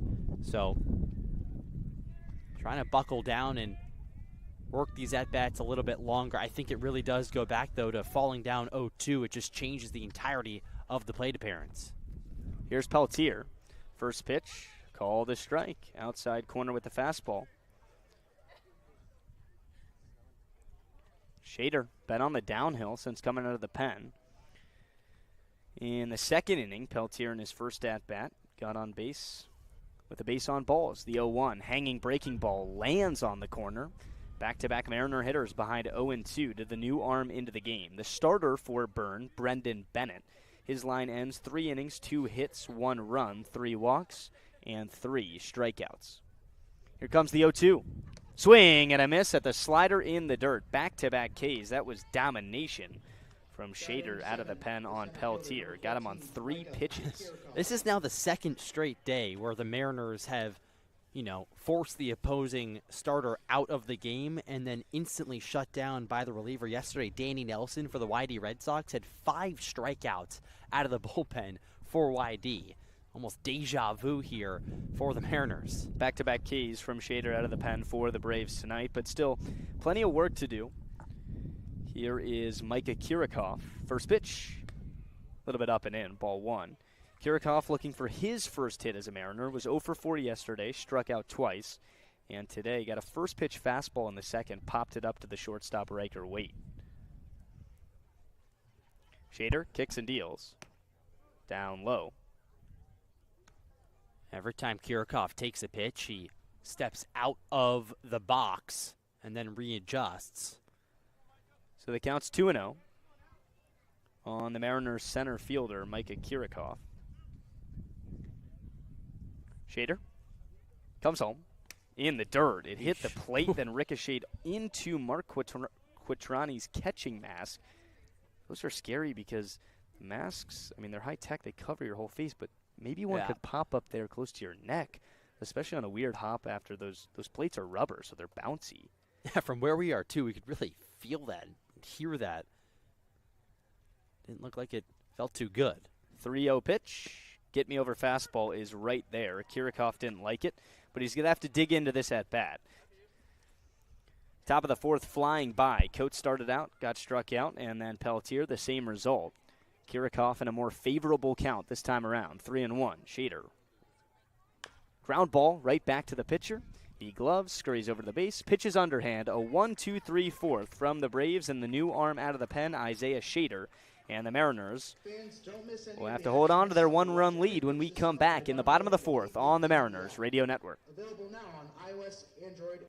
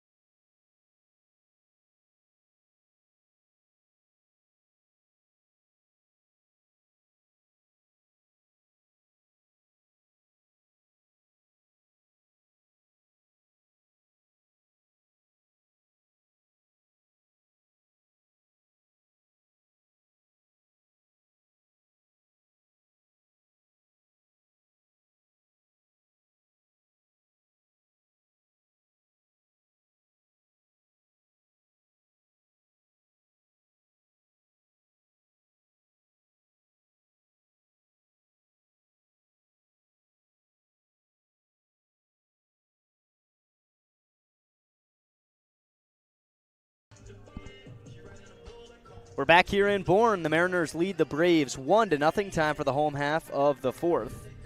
Alongside Milo Hoffman, I'm Luke Brenneman. We appreciate you tuning in to Game 2 of a 40-game Mariner summer on the Mariners Radio Network. The starter, James Littman. He's done a nice job tonight, Milo, just giving up 3 hits, no runs. Has had some really solid defense behind him, but he's also punched out 4 Braves, and he's dealing with 4, 5, and 6 to kick off the bottom of the fourth. It'll be Michelle, Sefcik, and Costello. Michelle digs in to the left side of the batter's box, and the righty Littman kicks, turns, and fires home. First pitch fastball right down the middle, called strike 1. Yeah, so far so good for Littman, and he had that big bases-loaded double play that got out of a jam in the second inning. 0-1. A little bit outside, off the corner. 1-1. But yeah, he navigated traffic with that 5-4-3 inning-ending double play in the second with them loaded, and he's let the leadoff man reach in all 3 innings so far. And now the pitch in the dirt to Michelle puts him ahead 2-1. So that's the one thing that I'm sure Littman is really trying to correct. When you look back at his college stats, he started all 15 appearances in which he pitched in, a 3.56 ERA. We talked about the 80 strikeouts, and the 2-1 is fouled straight back into the netting. That evens the count 2-2. But just 2 free passes tonight. They've come with the leadoff man in the second and the leadoff man most recently in the third inning. So trying to avoid that here. In the 2-strike count to Michelle. Swing and a miss at the low slider. Michelle fell to one knee trying to reach down and catch that one, but he can't. That's the 5th punch-out of the contest for Littman, and now 1 down in the 4th. That was nasty. I mean, talk about a breaker that just absolutely sliced Michelle's legs. And nasty stuff from Littman. That slider has really done wonders for him on the mound today. Brings up Cal Sefcik. First pitch, outside, ball 1. So yesterday, the Mariners starter Trey Williford, he had 7 strikeouts he was dealing, and then he gave up a 1-out walk in the 4th after striking out the leadoff man. That ended up turning into a 4-run inning for the Red Sox, capped off by the KJ Scobie grand slam. The 1-0 clips the outside corner, called strike 1. So now you strike out the first guy in the 4th, and the Mariners just want to keep staying on the downhill. And that's what Littman does. 1-1, back to the fastball away, clips the corner. Now 1-2 to Sefcik. Sefcik walked in the second. Yeah, big shift on right now as well, playing him to fully pull the ball, a big gap on the right side of the infield. 1-2, skips away from the catcher Echeverria in the dirt, and the count draws even at 2-2. Andrew Costello on deck. He struck out in his lone plate appearance so far tonight. But for now, it's Sefcik, right fielder out of the University of Cincinnati. The 2-2. Swing and a miss. Slider away. Back-to-back Ks from Littman. And he's up to 6 on the night. James Littman, Boca Raton righty, is slicing up the Bourne Braves so far in this start. Now 2 outs, nobody on. Mariners lead 1-0 in the 4th. Yeah, and all FAU fans that are curious can be relieved because he'll be returning to FAU next season. First pitch to Costello in the dirt. And that's a rarity these days. We already had this conversation. Right. I mean, the transfer portal is so relevant, and a lot of players are getting up and getting out of certain situations. He'll be staying. 1-0. That's in there. Evens the count at 1-1. That was the 62nd pitch of the start from Littman. I talked to the pitching coach, Hunter Dilworth, yesterday. He said we're keeping the starters around 50 to 65. So this could be it if he can get out of this batter. The 1-1, ground ball right up the middle into the shifted Smolinski, left side of the second base bag on the throw. And he makes the play. A 1-2-3 inning. That's 6 up, 6 down. The last 6 that Littman has seen. And the Mariners protect just a measly 1-run advantage. We'll see if they can tack on in the 5th when we come back on the Mariners Radio Network. Craft beers and spirits. Whether you're heading to the beach, hosting a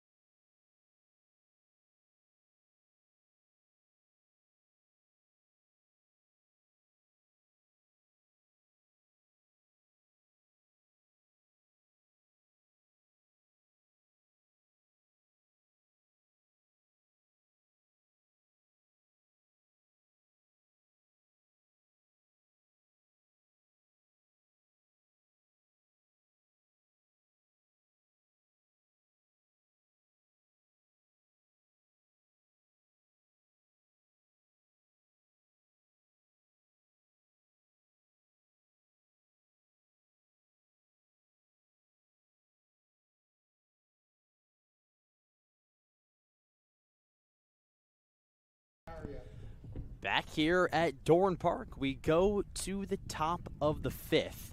Still no score. 1-0 Mariners on top of the Braves here in game number 2 of the 2026 season. Ernie Echeverria, the catcher for the M's, is up to the dish. He'll face Isaiah Shader. Here's the first pitch. Fastball down and away, and the count is 1-0. Shader came in on relief for Braden Bennett, who started for the Bourne Braves. He went 3 innings. Here's the offering. Breaking ball outside, and the count's 2-0. Bennett, 3 innings, 2 hits, 1 run, 3 walks, and he struck out 3 Mariners. Shader comes set at the letters, spins and fires home. Fastball high and tight, and it's 3-1, 3-0. Talked about it earlier in his first at-bat. This is a guy who just seems to stare at more balls than strikes. Echeverria has a great eye. Trying to get aboard for the first time this season, 3-0.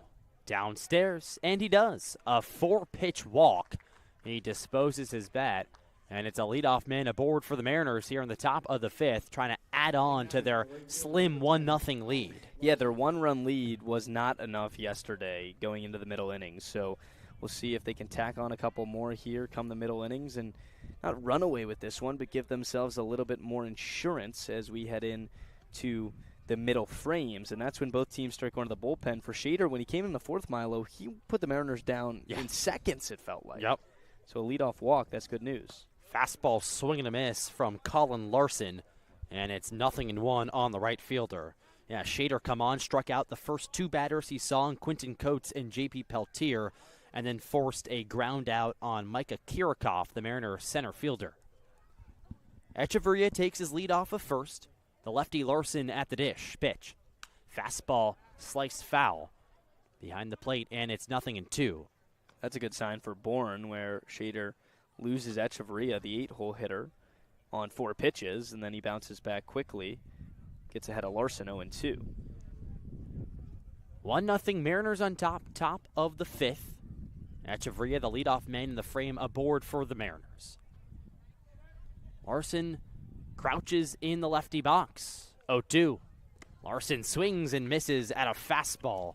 And there's 1 gone in the top of the 5th. That's just a heater. Way too fast for Larson's bat to catch up to it. And now we go back to the top of the Mariner lineup with Julio Solier, the shortstop.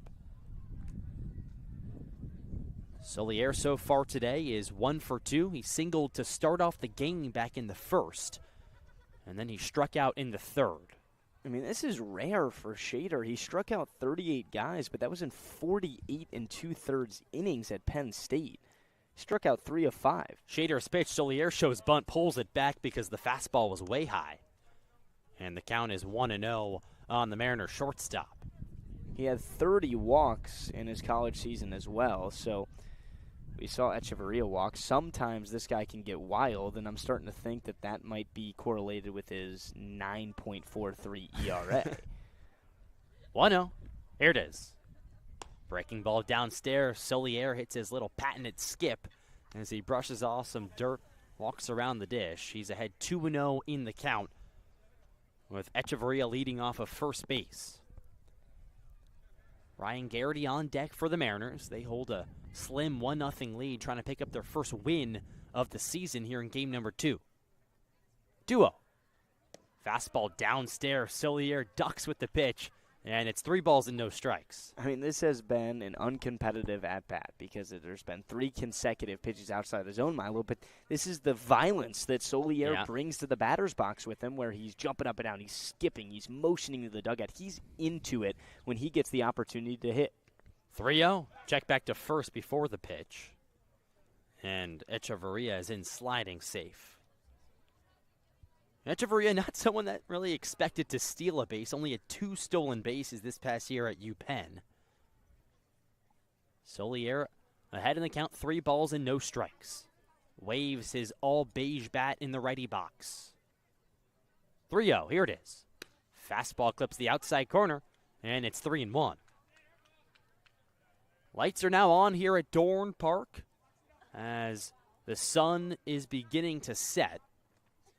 The breeze has stopped momentarily, but still that American flag out in center. Has some wind picking up out there, and it's breezing in the air. Pitch. Fastball outside. Ball 4 for Solier. He nods and takes his free bag. So the Mariners now have first and second occupied for the number 2 hitter in Ryan Garrity. Solier's a guy that if you're a local dad around Harwich and you want your son to emulate a certain guy's game, sure, his talent, his raw ability, but just his competitiveness. I mean, we've brought it up multiple times, Milo. This is a guy who realistically is on to potentially a better gig in the Cape League this summer when he tries out for Team USA, an opportunity to represent your country as a whole because of your athletic ability.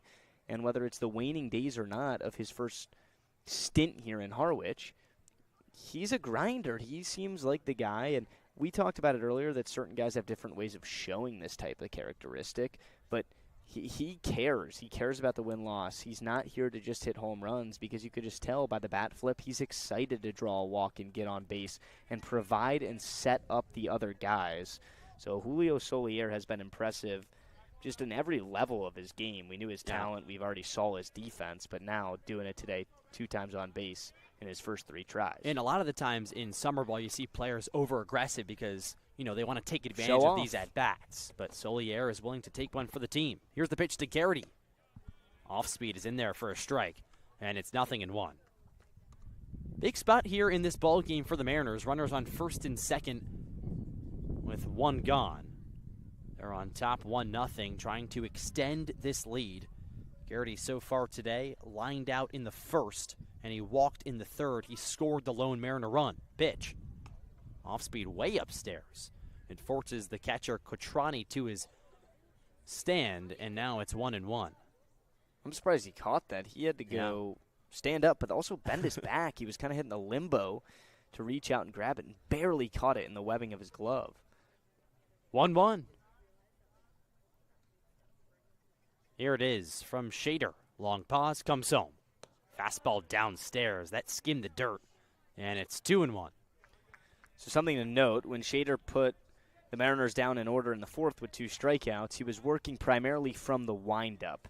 After the leadoff walk to Echeverria, he has been working from the stretch ever since. So certain guys are just better when they can go from the windup. 2-1. Here it is. Off-speed inside. 3-1 now to Ryan Garrity. So Shader is 1 ball away from loading the bases for the Mariners here with 1 out in the top of the 5th. Ty Smolinski, the oh-so-dangerous Ty Smolinski, on deck for the Mariners. He has a single today, Smolinski, and he walked in the first. Been one of the hottest guys on this team. Pitch. Upstairs, ball 4, and the bases are loaded for the Mariners in the top of the 5th. A big chance in this ball game to break it open. Right now the Mariners hold a 1-0 lead over Bourne. Said it best, Milo. This is a spot. You got to break this thing up, and you got to get, 1 in what you're supposed to do, whether it's a sac fly or you can beat out a ground ball that doesn't result in a double play or a force out at home. But this was something the Mariners didn't do when they had a 1-run advantage yesterday on the road. Smolinski in the lefty box. Here's the pitch. Fastball, swing and a miss.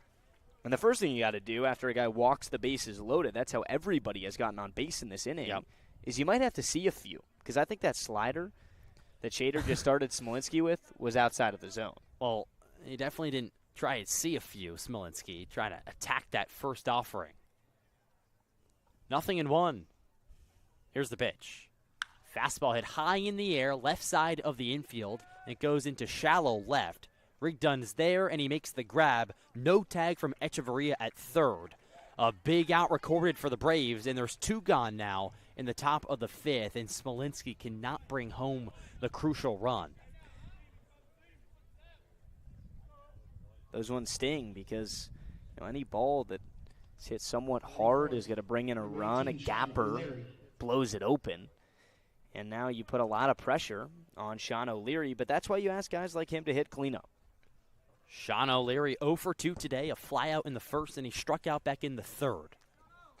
Base is still loaded for the Mariners. Up 1-0. Top 5. Here's the pitch. Fastball clips the inside corner, and it's 0-1. Infield played pretty straight up for Bourne, outfield as well. O'Leary takes a step outside of the box. Now he digs back in with his beige bat. A slightly open stance for O'Leary. Shader comes home. Fastball fouled right back. It's quickly 0-2. Now you got to fight. You're down 0-2. Kind of got the weight of all three guys on base, and Shader has definitely kicked it into gear when it comes to his control and finding the strike zone. He takes off his hat for a second, trying to fully readjust here. Big pitch in this ball game. Here's him for the sign, and he gets it from Cotrani. Base is juiced. Counts 0-2. Here's the pitch. Fastball fouled down the left field line out of play, and it's still 0-2. O'Leary is going to have to go up there and battle now, really dig into this at bat, and he's done so far. It's so tough for these guys because you can see O'Leary. Even yesterday in 2 strike counts, I remember he fought off a lot of fastballs similar to that one the other way. Yep. So, yeah, they're a little bit late. But the off-speed stuff has been so wicked in the strikeout column. 0-2. Here's the pitch. Breaking ball way upstairs. That did not have much bite. And it's 1-2. Just take it pitch by pitch. And that's something that all 3 Mariners that are on base right now did. Whether they started the account where Echeverria off a third was ahead 3-0, but Solier drew a nice at-bat. Garrity battled for a few pitches. Mariners aboard via 3 walks. 1-2. Breaking ball ripped on the ground, right side, diving attempt, not successful. The ball trickles into right field. Echeverria comes home to score. Solier right behind him. It's a big 2-ribby single, and the Mariners are on top 3-0. Sean O'Leary came through in a big spot. That is a huge sigh of relief, a massive hit for O'Leary, Milo. It kind of felt like, sure, the Mariners had hit a, I'm not going to say nonsense home run in the ninth last night, but that is a big hit in the middle portion of this game that after the bases were loaded in the one-out situation and Smolinski pops out and nobody scores, it's not that Harwich necessarily needed it, but it feels good. It's big for the dugout, the confidence, especially O'Leary hitting cleanup. That's what they do. They clean up other guys' mistakes, and they clean up the runners on base. That's a big 2 RBI single with 2 down. Ryan Garrity goes to third on the play. Check back to first, not in time. A great at-bat from O'Leary. Was down 0-2. Saw a ball, fought off foul, a couple of pitches, and then comes through with a big 2 RBI single to right. Here's Quentin Coates, the first baseman. Pitch to him. There's a fastball way outside. Skips away from Cotrani, the catcher, only momentarily before he picks it up. So it's 1-0 now on the big first baseman from Cincinnati. 0 for 2 so far today. 2 strikeouts, 1 in the second and 1 in the fourth. This would be another good time for a guy who we've been talking about waiting to break out. Runners have been on base in just about all of his at-bats this season. 1-0. Fastball called a strike on the outside corner. So now it's 1-1 on Coates. 3-0 Mariners on top over the Braves in the top of the 5th. Sean O'Leary just brought home 2 runs for Harwich via a 2 RBI single to right field. Here's the 1-1. Breaking ball left outside by Coates. And it's 2-1.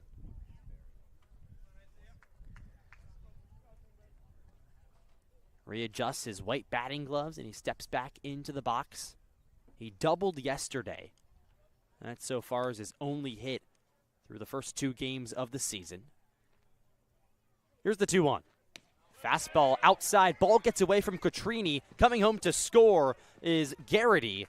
And the Mariners tack on another. 4-0 Harwich now in the top of the 5th. That'll probably go as a pass ball if I had to say. I mean, Cotrini got his glove on it. It skipped by his mitt all the way back here towards us. And Garrity quickly comes home. That's the second time Garrity has scored on a pass ball or wild pitch in this game. The first one was a whole lot closer than that one. Yeah. You mentioned it. It was catchable. It wasn't too far out of the zone, but Quatrani was set up on the inside part of the plate on the right-hand hitter. The ball was more towards the left-handed batter's box. O'Leary up to second on the play as well. 3-1 fastball high. That's another walk. And so the Mariners keep the train rolling here in this inning. Batting 6. I mean, 4 walks and you get a 2-out base hit is a pretty good way to take a guy off the mound. And it looks like manager Scott Landers is out to the hill to talk to his pitcher. It's very odd because Isaiah Shader came on and looked dominant out of the bullpen, and now he's really run into some trouble for Bourne. And I think the control issues are where he typically gets into trouble. We talked about it. He looked like a world beater in the 4th inning. Strikes out Coach, strikes out Peltier on 3 pitches, gets a weak tapper back to the pitcher to go 1-2-3. But when he started Echeverria 3-0, then walked him on the 4th pitch, when you can't locate 3 straight and then 3-0, the hitters aren't even hitting, especially an 8-hole hitter in Echeverria. Right.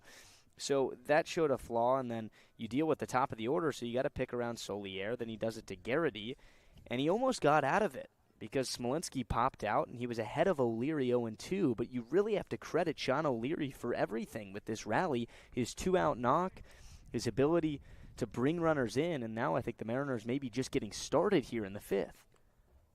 Here's the pitch to J.P. Peltier. Swing and a miss. 0-1 on J.P. He walked in the 2nd, and he struck out in the 4th. Mariners on top 3-0 over Bourne. This is the M's largest lead in the early going of this season. Yesterday they led 2-0 over YD in the early goings of that game. Pitch. Fastball inside. And it's 1-1. Sean O'Leary leads off of 2nd. He had the big 2 RBI single. And Quentin Coates leads off of 1st. Shader, after the mound visit from his manager, tries to settle back in. Here's the 0-1. Fastball outside.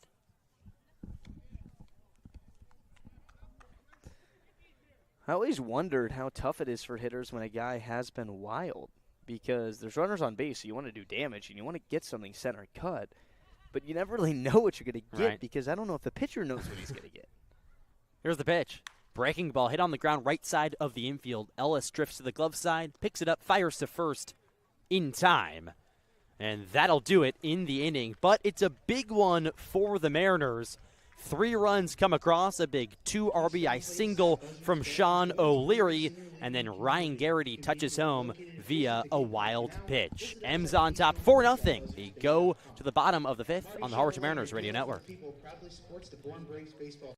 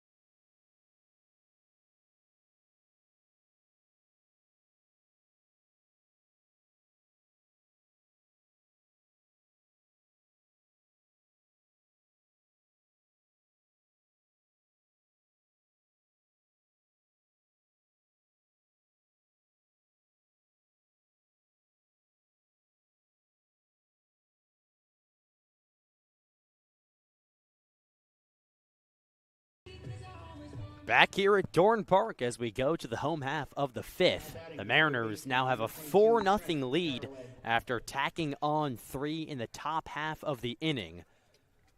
A big 2 RBI single from Sean O'Leary, then a wild pitch brought home Ryan Garrity. Here's Littman's pitch.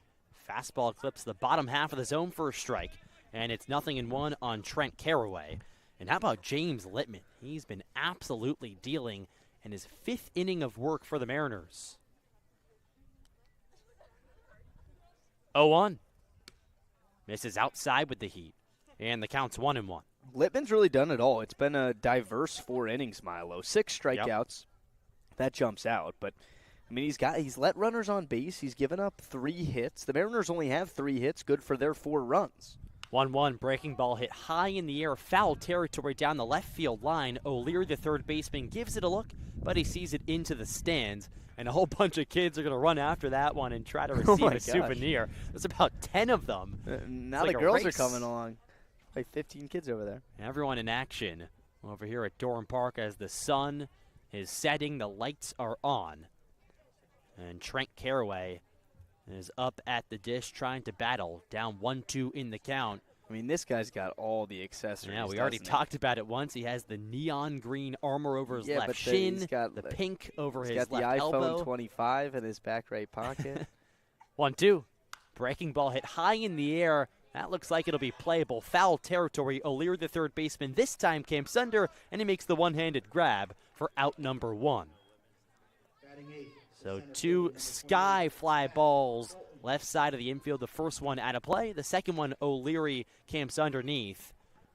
And the Mariners have one quick out here in the bottom of the 5th. And James Littman continues to cruise here at Durham Park. So, Milo, you said at the top of the inning that Littman has done well, and I said he's done well in many different ways. He's gotten out of traffic. He struck guys out.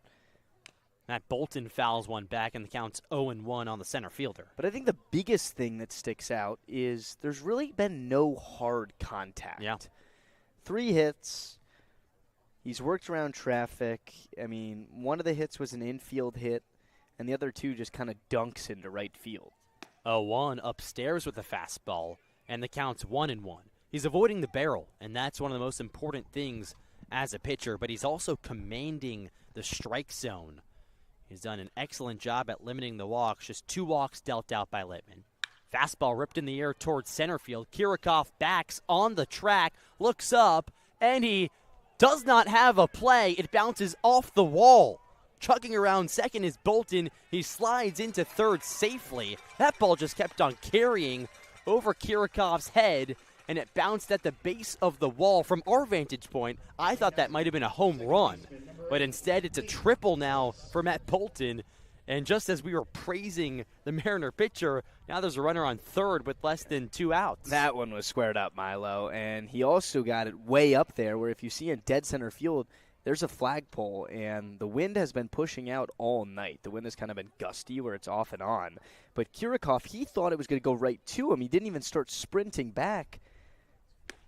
Pitch is outside to Lee Ellis, the second baseman, and it's 1-0. He didn't start sprinting back until he realized it maybe could have been a home run ball, and then he jumped up like he was going to jump over the wall, and it landed inside of the wall. It was an odd play. The wind took that one for a ride. 1-0. Fastball called to strike, and the count's 1-1. So right now, the middle of the infield for the Mariners is playing up. The corners are in. Previously in the second inning, Bourne had the bases loaded. The M's turned a really crucial double play. Pitch is swung on and fouled down the left field line. And the count's 1-2 on Lee Ellis. So this is when you can really put a hole here in Bourne. If Littman can strike out the 9-hole hitter Ellis or just do anything that prevents Bolton at third base from coming in. Because it seems like Bourne, you finally square one up. You're out hitting the Mariners 4-3 in that category, but you have nothing to show for it. You're down by 4 runs. This would be a time to start cutting back in. Here's the pitch. Ellis swings and slashes one down the right field line, foul. So Lee Ellis battling up there. Nobody really on top of Littman's stuff. The previous foul ball before that one the other way, Ellis ripped, but he was early. And then that time, Littman goes back to the same pitch, the fastball, but Ellis is late. So he's keeping these guys on their toes, and they're really guessing right now, Milo. Big pitch, 1-2, upstairs. That's a good pitch, too. Ernie Echeverria points at him, shaking his head, says yes, because that's one of those, it's a little bit above the letters on the uniform, right around the neck area. So if you get a guy to catch up to 94 at the neck, maybe kudos to them. But you're looking for the chase and to blow it right by him. Bolton leads off of third, 1 out, pitch. Breaking ball swing and a miss. Big strikeout for James Littman. And there's 2 gone now in the bottom of the 5th. Littman. big pitch. Ooh, Wow. He's dealing 7 strikeouts. None bigger than that one so far. Something that Harwich has in their dugout is when it's a checkbox, and it's when they score to hold the opponent on the road. So if you score in the top half, hold the opponent to nothing. And that is what builds momentum. Pitch to the leadoff man. Waite is skied in the air down the right field line. Out of play, foul. And the count's 0-1. Waite so far today singled back in the first. Then he walked in the third, but was gunned out trying to steal second. He's a contact guy with a runner on third, a dangerous hitter. Infield play to the pull side. Here's the 0-1. Downstairs, it gets away from the catcher, Echeverria. Gunning for home is Butland, and he's safe. So a wild pitch brings home the Bourne Braves' first run of the evening, and now it's 4-1 Harwich in the bottom of the fifth, and that's a backbreaker. You felt like Littman had a chance to get out of this jam. Instead, a breaking ball under the glove of Echeverria. Did all the work for the strikeout. Yeah. Counts 1-1 on Waite. Here's the pitch. Wave and a miss. You think he's 5'10"? I think he's 5'10". That's what he's listed as, but he certainly looks like he maybe could be a little bit shorter than that. If he's 5'10", hopefully I'm 5'10". A contact guy, not the biggest frame in the box, but he puts the bat on the ball. 1-2. Swing and a miss. Didn't put the bat on the ball there. The 8th strikeout of the evening for Littman. The Braves do score their first run of the evening via a wild pitch, but Littman closes the door in the end. 4-1, Harwich on top as we go to the 6th on the Harwich Mariners Radio Network. If you're a Massachusetts resident and don't have a bachelor's, you could be attending 4Cs for free, all while preparing for careers that actually move you forward. Aviation maintenance, nursing, dental, funeral service, we've got it all. capecod.edu/free. Heading to Nantucket this summer? Skip the traffic and take to the skies with Cape Air. With convenient flights from Norwood to Nantucket, you can start your vacation sooner without the hassle of traffic. That way you spend more time relaxing and less time getting there. Experience the Cape Air difference and book your next flight today at capeair.com. Let Cape Air be your wings in the Northeast. Cape Cod 5 is proud to be the official banking partner of the Cape Cod Baseball League.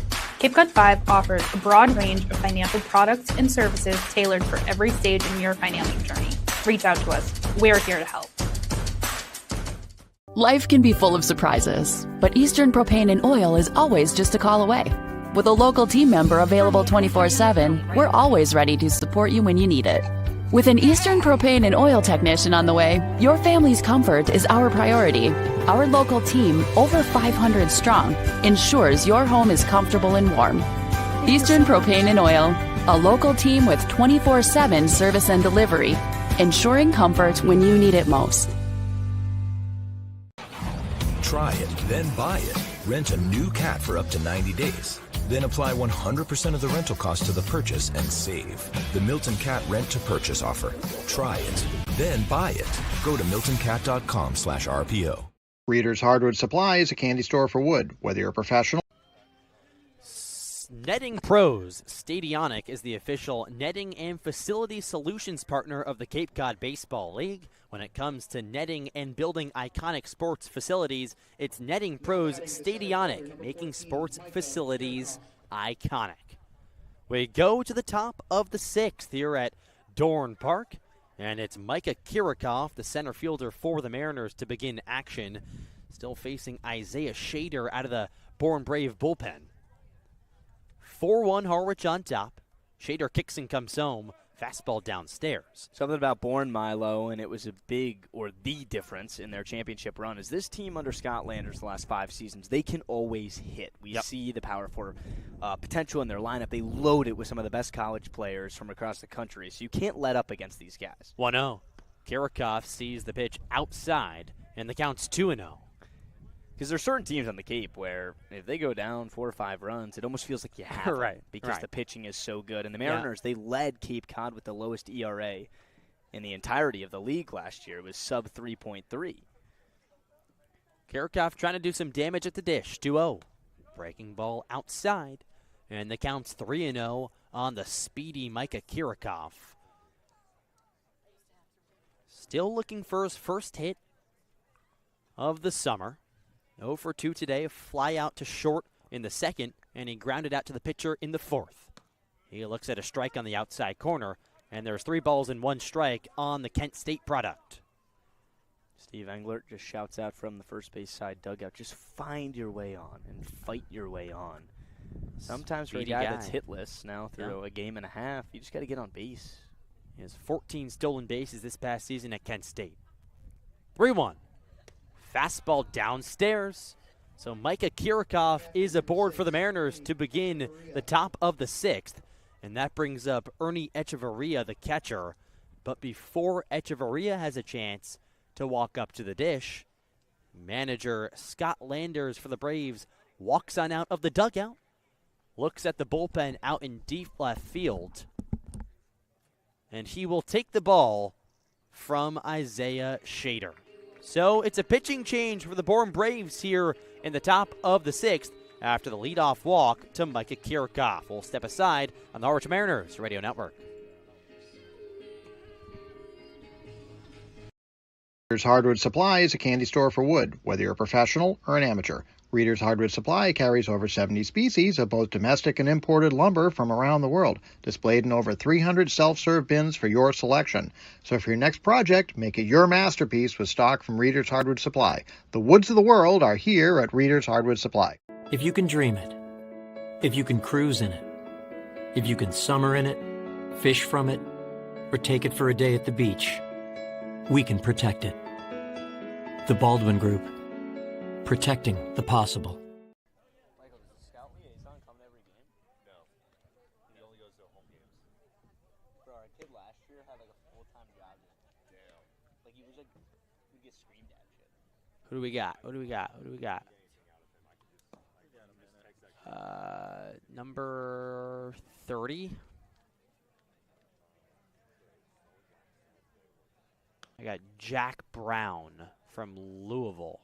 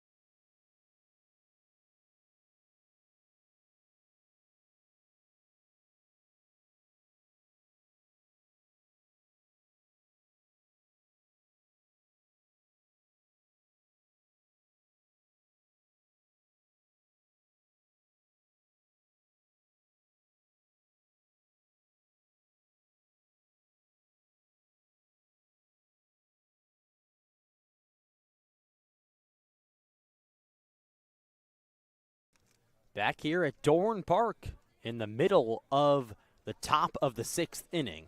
A pitching change for the Braves. It'll be Jack Brown on in relief of Isaiah Shader. Third pitcher used for the Braves in manager Scott Landers. Jack Brown pitches at Louisville. This past season, pitched to a 5.40 ERA in 19 games, made 1 start in nearly 30 innings of work. Walking people was a problem. 16 walks to only 21 strikeouts, and he deals to the Harwich Mariner catcher Ernie Echeverria. Fastball downstairs, and the count's 1-0. Kirikov leads off of first after his walk to begin the frame. Echeverria walked in the 5th. He grounded out to short back in the 2nd. There's the pitch. Instead, it's a check back to first, not in time. A lot of checkbacks to first today. I know there's a lot of speedy players on both sides, but pitchers are really aware of the running game for both teams. Especially Kirikov, he's a threat to go. Still 14 bags at Kent State. Another pickoff attempt, not nearly in time.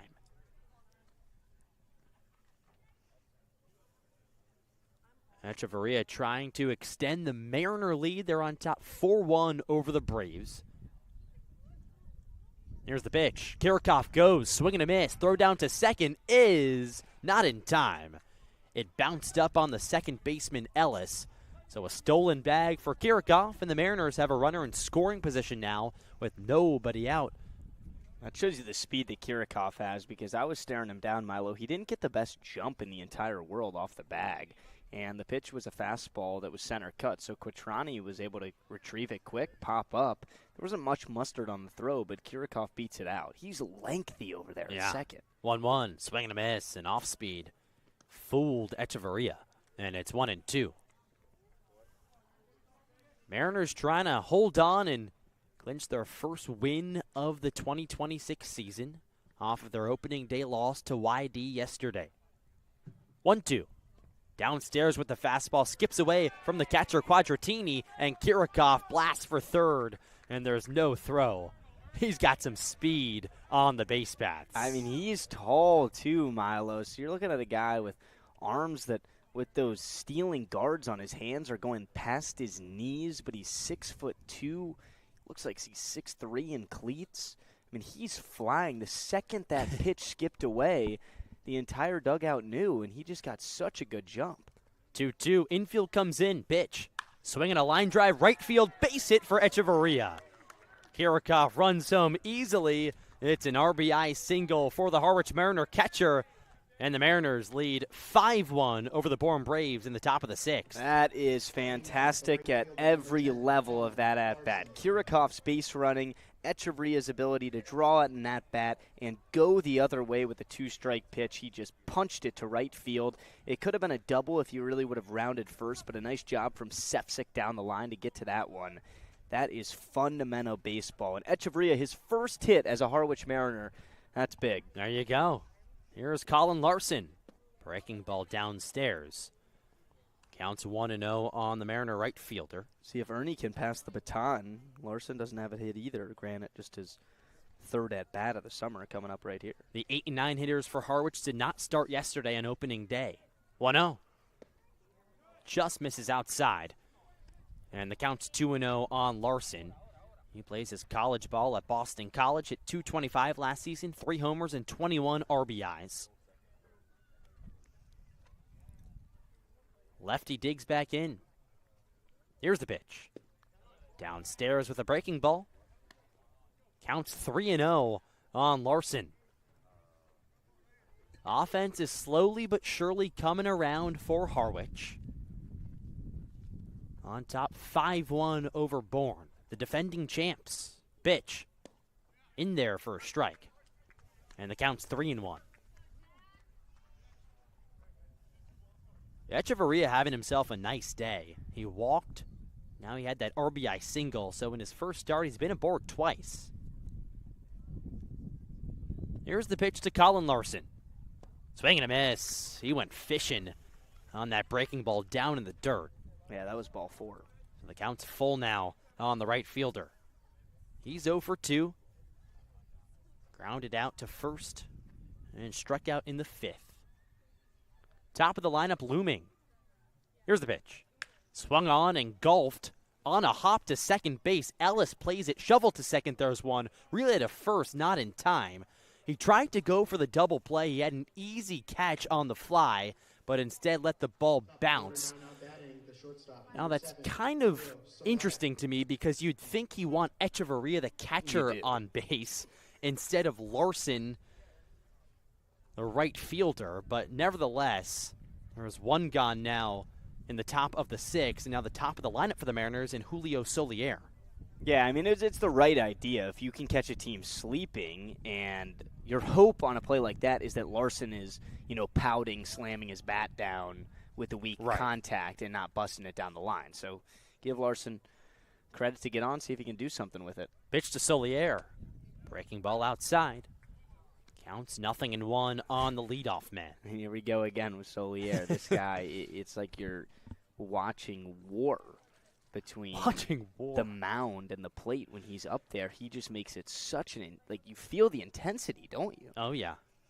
We're only 20 feet away. Check back to first on Larson, not in time. But that comes with confidence. And how do you develop confidence? Well, yeah, you work really hard, but Solier hit above 300, did just about everything at Boston College this year. Turned into one of their stars, and why not bring it with you to the Cape? Hails from Guayama, Puerto Rico. Check back to first again. Had Larson sort of leaning, but the throw not in time. Solier so far today singled in the first, struck out in the third, and walked in the fifth. Came around to score on the Sean O'Leary 2 RBI single.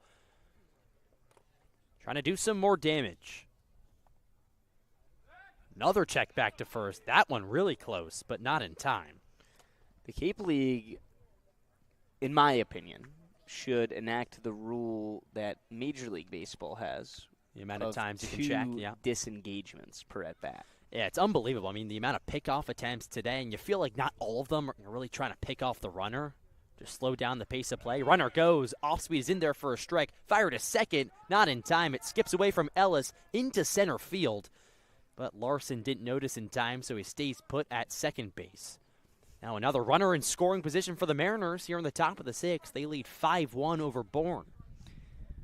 Well, Larson kind of says, take that to the second baseman, Lee Ellis. Because remember, Larson shouldn't even be on base right now if Ellis just catches a routine pop-up. But instead, Larson replaced Echeverria on a fielder's choice groundout. And you put the speed of Larson, he gets into scoring position and is now potentially a base hit into the outfield away from adding on another Mariner run. Here's the pitch to the shortstop, Solier. Breaking ball, check swing. He did not go. Scott Pellerin, first base umpire who's now covering second base with the runner, said he did not go. So Solier trying to work back in to this at-bat and do some damage with a duck on the pond at second. Here's the pitch. Just misses outside. That one was close, and Solier takes a lap around the batter's box. So the count's 2-2 now on the shortstop. Lights fully on here at Dorn Park. 5-1 Harwich Mariner lead over the Braves. Here's the pitch. Breaking ball, tap foul. And it's still 2-2. You could hear a pin drop here right now, Luke. I mean, it is quiet. And there's a lot of people here, Milo. Yeah. I mean, there's probably 100 or so down this first base side behind us in the amphitheater seating, and then definitely a couple hundred down that left field line in the behind home plate seating. There's not much to cheer for if you're here for Bourne. Here's the pitch. Runner takes off, throws outside, fired a third, not in time. Whoa. That was a laser from Quattrani, and Larson beats it out. He didn't even really get up fully to make that throw to third. So now a runner on third for the Mariners with one out, and the infield comes in for Bourne. So Larson at third, and Solier is the hitter. Counts full on the shortstop.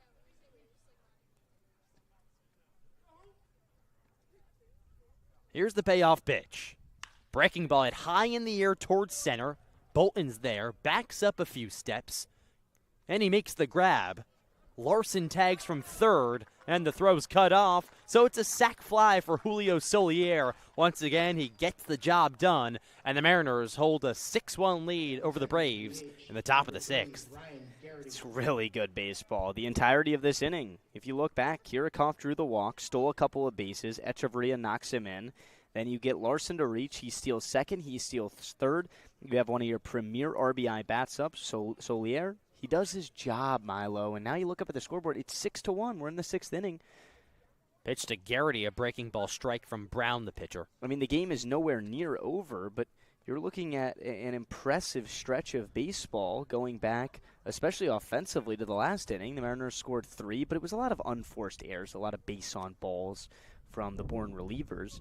And now this is just straight-up good baseball. Breaking ball spins in for strike 2 on Garrity, and the DH for the Mariners is quickly down in the count. Just another excellent at-bat from Julio Solier to bring home the run. That one was for sure deep enough, probably about 10 steps in front of the track out there in center.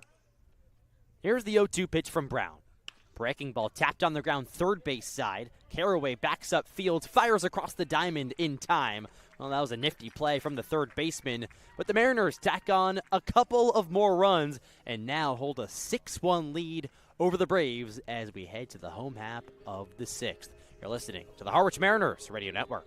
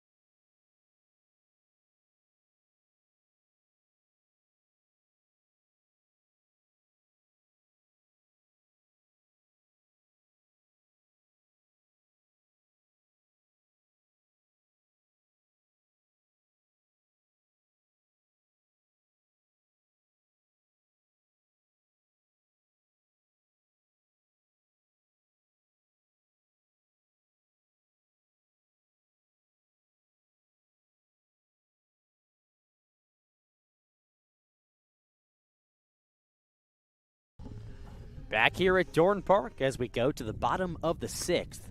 Now the Mariners hold a 6-1 lead over the Braves. A couple key at-bats in the last inning. A sac fly from Julio Solier to tack on another. And a new pitcher on the hill for the Mariners, Brian Matushat, who's in the transfer portal right now, previously played with Sacred Heart. Hometown Point Pleasant, New Jersey, about an hour outside of New York City. Last season, he started 13 games, over 80 innings pitched with a 6.61 ERA, 41 strikeouts, and 20 walks. He did give up 16 home runs, so the long ball did bite him. Mariners on top 6-1, trying to seal the deal and pick up their first win.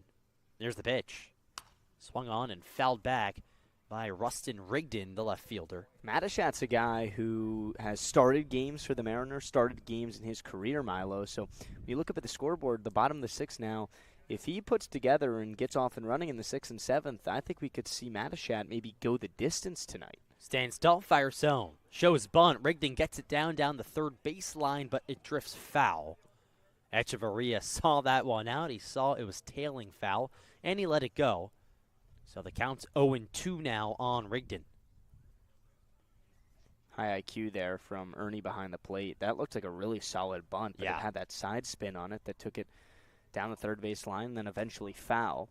You mentioned Matushat in the portal right now. He's not committed anywhere, but I was looking at his tape. So on Twitter, these guys can post things that hopefully college coaches see, and he used a ton of tape from his playoff start in Harwich against YD last year, and why not? Why not? Trying to run back some success here in the Cape this time around. Pitch is outside, and it's 1-2 on Rigdon, who struck out twice so far today, once in the first and once in the third. The number 2 batter in the lineup for Bourne. It'll be 2, 3, and 4. Here's the 1-2. Breaking ball just barely misses outside. And the count's 2-2. So Matachat got to the Cape. This was on the 9th of August last year. Went 5 2/3 of 6-hit, 2-run baseball. Struck out 5. Did not walk a batter. Wow. That was Game 2 on elimination of the East Division Championship Series. 2-2, fastball high and tight. That fastball had some zip on it. And the count's full now on Rigdon. This is a big batter. You want to limit any leadoff walk and cut any sort of rally that Bourne maybe could start. They trail 6-1 against Harwich here in game number 2 of the season. Payoff delivery on its way. Fastball inside, ball 4. So a leadoff walk for Rigdon and the Braves. And they try to spark some offense here as we're in the bottom of the 6th. I mean, with a 6-1 lead, the last thing you want to do is give up free bases. So Mariners are hoping that Matachat can just buckle in here and pound the strike zone. Just make these guys beat you. We talked about it. You get leads early on, especially at this point in the season, Milo. You have such an advantage to hold on. Bullpens are strong. They're well rested. It's just game 2. Here's Mark Cotrini, the catcher. He looks at a strike on the outside corner. And counts 0-1. Catcher from Notre Dame is 0 for 2 so far today. A strikeout in the first, and he grounded out to short back in the 3rd inning. Rigdon takes his lead off of first. Matachat stands tall, first base side of the rubber. Checks back to first, not in time.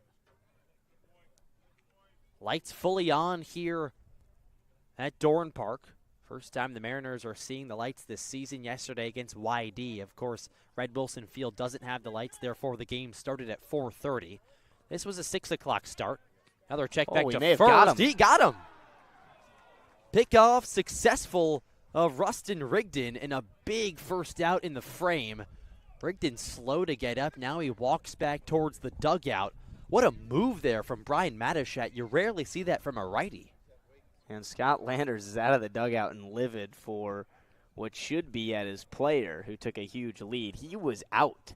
You talked about it, Milo. That was all the pick-off move. Sometimes you catch the runner sleeping. Yeah. And I'm not going to say there was no sleepiness, because I think anytime I stand on the fact that anytime you get picked off as a runner, you know, some of this is on you. Yes, but of course. Rigdon had gotten back easily, and then it got narrower the last attempt, and that time the ball was put pretty much on his helmet, and Coates at first base slapped the tag down. Wow, so manager Scott Landers is pointing at first base umpire Scott Pellerin.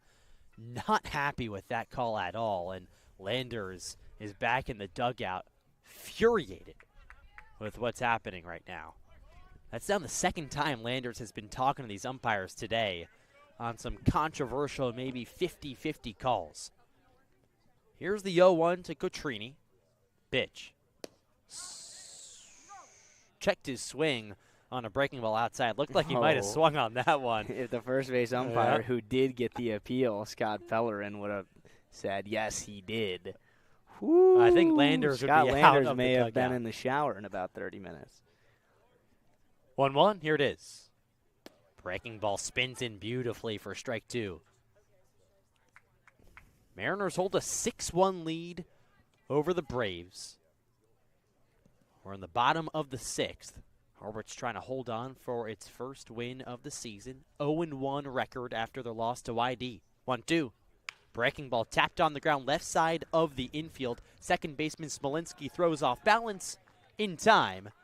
And that's the second out. I say second baseman because there was a full shift on, and he was playing on the left side of the bag. Yeah, the shifts still legal in the Cape League. Yep. You can do them, and they work. All of these teams, they're well scouted. There are internship positions called scout liaisons, and some of these teams have a full staff of scout liaisons that are just kind of crunching numbers, helping the MLB scouts here as well, identify trends, and especially on the TrackMan, all that data that comes in game by game. Pitch to Garrett Michelle was upstairs. So the count is 1-0 on the Bourne first baseman. 0 for 2 today. Here's the offering. Fastball ripped in the air to left field. That'll dunk in for a base hit in front of J.P. Peltier. So a 2-out single for Garrett Michelle, his first hit of the ball game, and the Braves have a 2-out runner on. trying to get some offense going as we work into the later innings of this ball game. You do look back after a 2-out hit like that from Michelle to Rigdon getting picked off to kick off this frame, Milo, because what Bourne needs, trailing by 5 in the 6th, is base runners. Yep. And they had the leadoff man aboard. Quattrani gets out, but Michelle, potentially runners at first and second, maybe even the corners. Here's Cal Sefcik.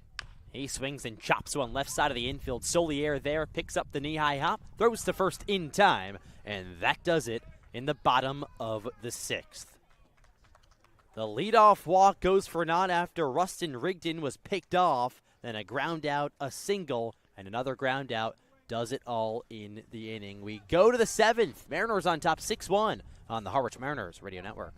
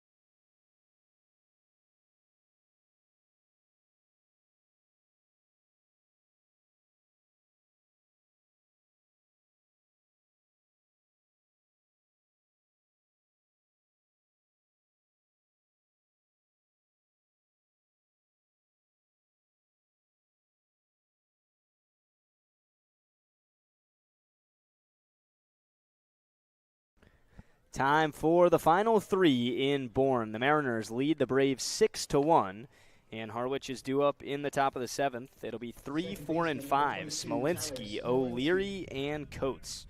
Smolinski so far today, coming off an impressive 2-for-4 opening day with a 2-run home run, is 1 for 2, has an infield hit, stole a base, and also drew a walk in the opening inning.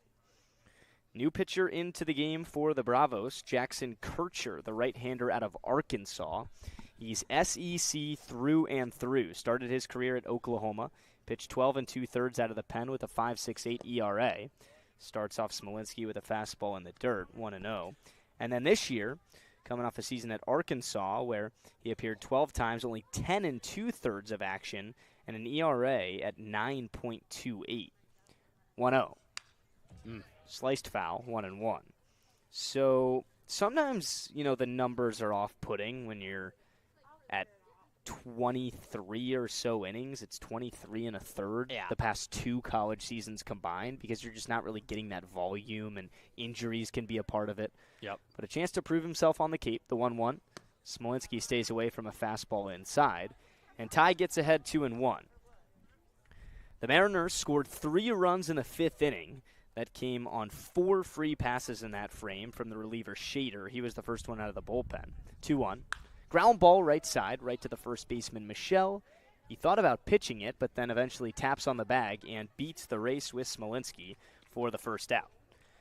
Yeah, he was a bit hesitant there, and you can't really be hesitant on Ty Smolinski, who's got some wheels on him. So Was a closer play than maybe expected. But something about Kircher, he kind of has like a delayed windup and delivery. He hovers his left leg in the air for a little bit and then fires home. Also, his setup before he throws the pitch, the left foot fully over the right back foot. First pitch in there, strike one. O'Leary took it. Yeah, you're talking about it. So he starts in almost the stretch type of opening footwork where they're side by side towards the hitter, first base side of the rubber. Then he brings the foot back towards first base, cocks the wind, and comes home. That one's a fastball low. And the count's 1-1. O'Leary so far today, he has the big hit for the Mariners. In a 2-out bases loaded spot in the 5th inning, Sean O'Leary had a 2 RBI single. The Mariners haven't really looked back and lead by 5. 1-1. Fly ball, left center field. Charging quickly is Ridgeden, and he gets there in time for the second out. Yeah, that one stayed up there. It looked like it was like a saw bit of contact, but it stayed up for the left fielder, Rigdon. But I like to see that the Mariners are putting the ball in play now a lot more consistently and make the defense make these plays, because more times than not, you're going to put the ball in play and force pressure on the opponent, and only good things are going to come from that. Kircher has looked solid out of the bullpen. You dive more into his numbers. So in his 10 2/3 innings at Arkansas this season, he struck out 17. Mind you, he walked 11. But his freshman year at Oklahoma, in 12 2/3, he also struck out 17, but only walked 5. So I think when you see that ERA jump nearly 4 points between those 2 years, the walks, they more than doubled from 5 to 11. So keep an eye on his control on the Cape. The first 2 were put down on putouts. And now with 2 outs and nobody on, it's Quentin Coates' turn. Kircher rocks back and comes home. First pitch, swing and a miss. Coates was a mile behind that one, 0-1. Yeah, Coates has been behind a lot of fastballs today. So just trying to get his bat speed up to those heaters. Kircher from the belt, kicks and deals. The 0-1, that's in there, a cold strike 2. So Coates was ready to rip on the first fastball, then took that one that was just on the outside corner. We'll see if Kircher gives him another fastball here, or he goes to the slow stuff. Here comes the 2-strike pitch. That is right there. Cold strike 3 at the knees. Good morning, good afternoon, and good night. Kircher, a 1-2-3 7th, and the Mariners hold on to a 6-1 lead, but the Braves are due up when we come back on the Mariners Radio Network.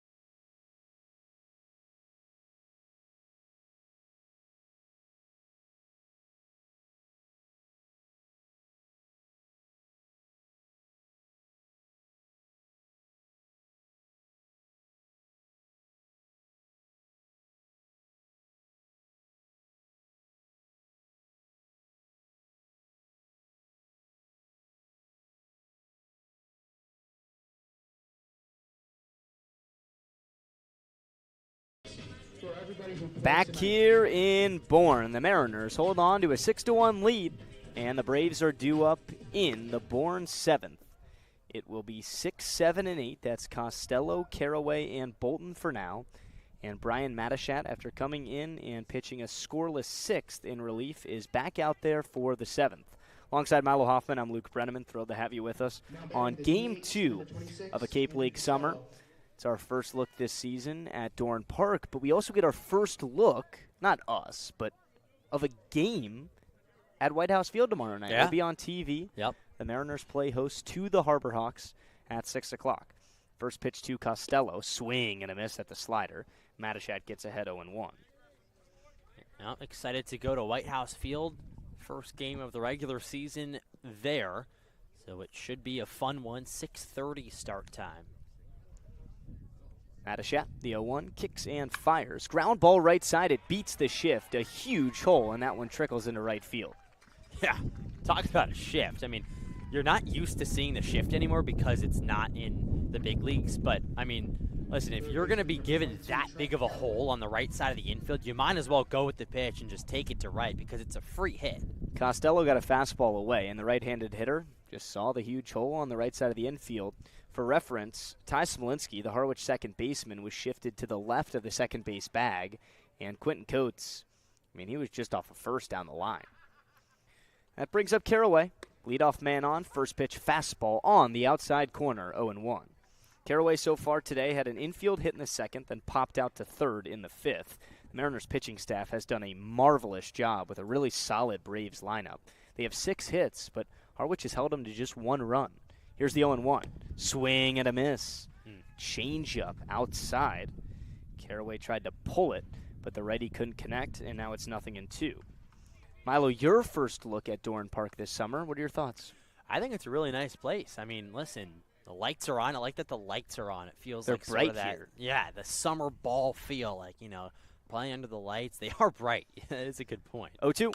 Popped up foul territory towards the Harwich dugout. Coates is over. He reaches right over the railing and makes the catch. First out of the 7th. Yeah, but I was saying, I think that, you know, it's sort of like feels like a big area. I like the seats behind us, like that amphitheater look. I mean, if you needed box to, behind, you could stuff a lot of people into this place. You could. Because the outfield wall is endless. Yeah. This is one of the toughest spots to hit a home run because it's 330 to each corner, but there's an old myth here that right field is significantly further than left field. Yeah, it does look really far from our vantage point. Now we are like field level too, so it's going to look further. It's Bolton's turn. He gets a first pitch fastball, swings and misses. 0-1. Costello still off of first base. The Wake Forest product was dancing around a little bit before the first Matachat delivery in this at-bat, but he did not run. 6-1 Mariners lead, 1 on with 1 out, bottom of the 7th. Matachat from the stretch. The 0-1, swing and a miss, a nasty slider away. And Brian Matachat, the Jersey kid, gets ahead 0-2 on Matt Bolton. These starts are maybe bigger than normal for a guy like Matachat, who's currently in the transfer portal. Yep. Check on the runner at first. Matachat's got him in a pickle. Coates throws to second. Solier chases down the runner and puts the tag on Costello. That's back-to-back innings where Brian Matachat has picked off a Bourne Brave. Yep. I mean, he's got himself a really good move. It did look like Costello almost slipped on his way back to first, and then he almost gave up on the play, It was such a good move Yeah. that I think he completely buckled, froze, and then made Costello panic. Matachat, I mean, the righty is crafty. I'll tell you, Scott Landers, the manager, cannot be happy with that. Here's the 0-2 to Bolton. Up high, Bolton stays away. So now nobody on base, 2 outs in the 7th, and you hit the nail on the head, Milo. Scott Landers can't be happy, but one thing that he cannot do is go yell at the first base umpire. That's right. I mean, he is on his he's got the warnings. Everything's out there. Next time he yells, he's done. 2-strike pitch, just a little bit too tall, evens the count at 2-2. But no, more to the point of there was no debate that the runner was out that time. It was a straight-up pickle, a couple tosses, and the shortstop Solier tagged out Costello. Yeah. 2-2, Matachat rocks, kicks, fires. Line drive on one hop. Solier can't get it up the middle. That's a base hit. Yeah, that's just a tough hop, sort of in between on Solier. He came up with his glove, but the ball just skipped under into center. Truly one of those plays where it was 50-50. Solier was shifted behind the second base bag, so right up the middle. The Mariners were glad he was even in that position. That's a base hit 10 times out of 10 with no shift. But it skipped pretty much the distance of where Solier's ankle was, so he was debating whether to charge it. He eventually took a step back, and it took a funky hop into the outfield. And the first pitch to Lee Ellis plunks him right on the elbow. And Lee Ellis thought that home plate umpire Jeff Merzell called it a foul ball. He said, was that a foul ball? Merzell says no. And now here we go. With 2 outs, you get the single from Bolton, a one-pitch hit batsman in Lee Ellis. And the Braves, trailing by 5, have first and second with 2 outs and the top of the order in Riker Waite coming up. Yeah, that cannot feel good. And now all the umpires are going to talk again down this first baseline.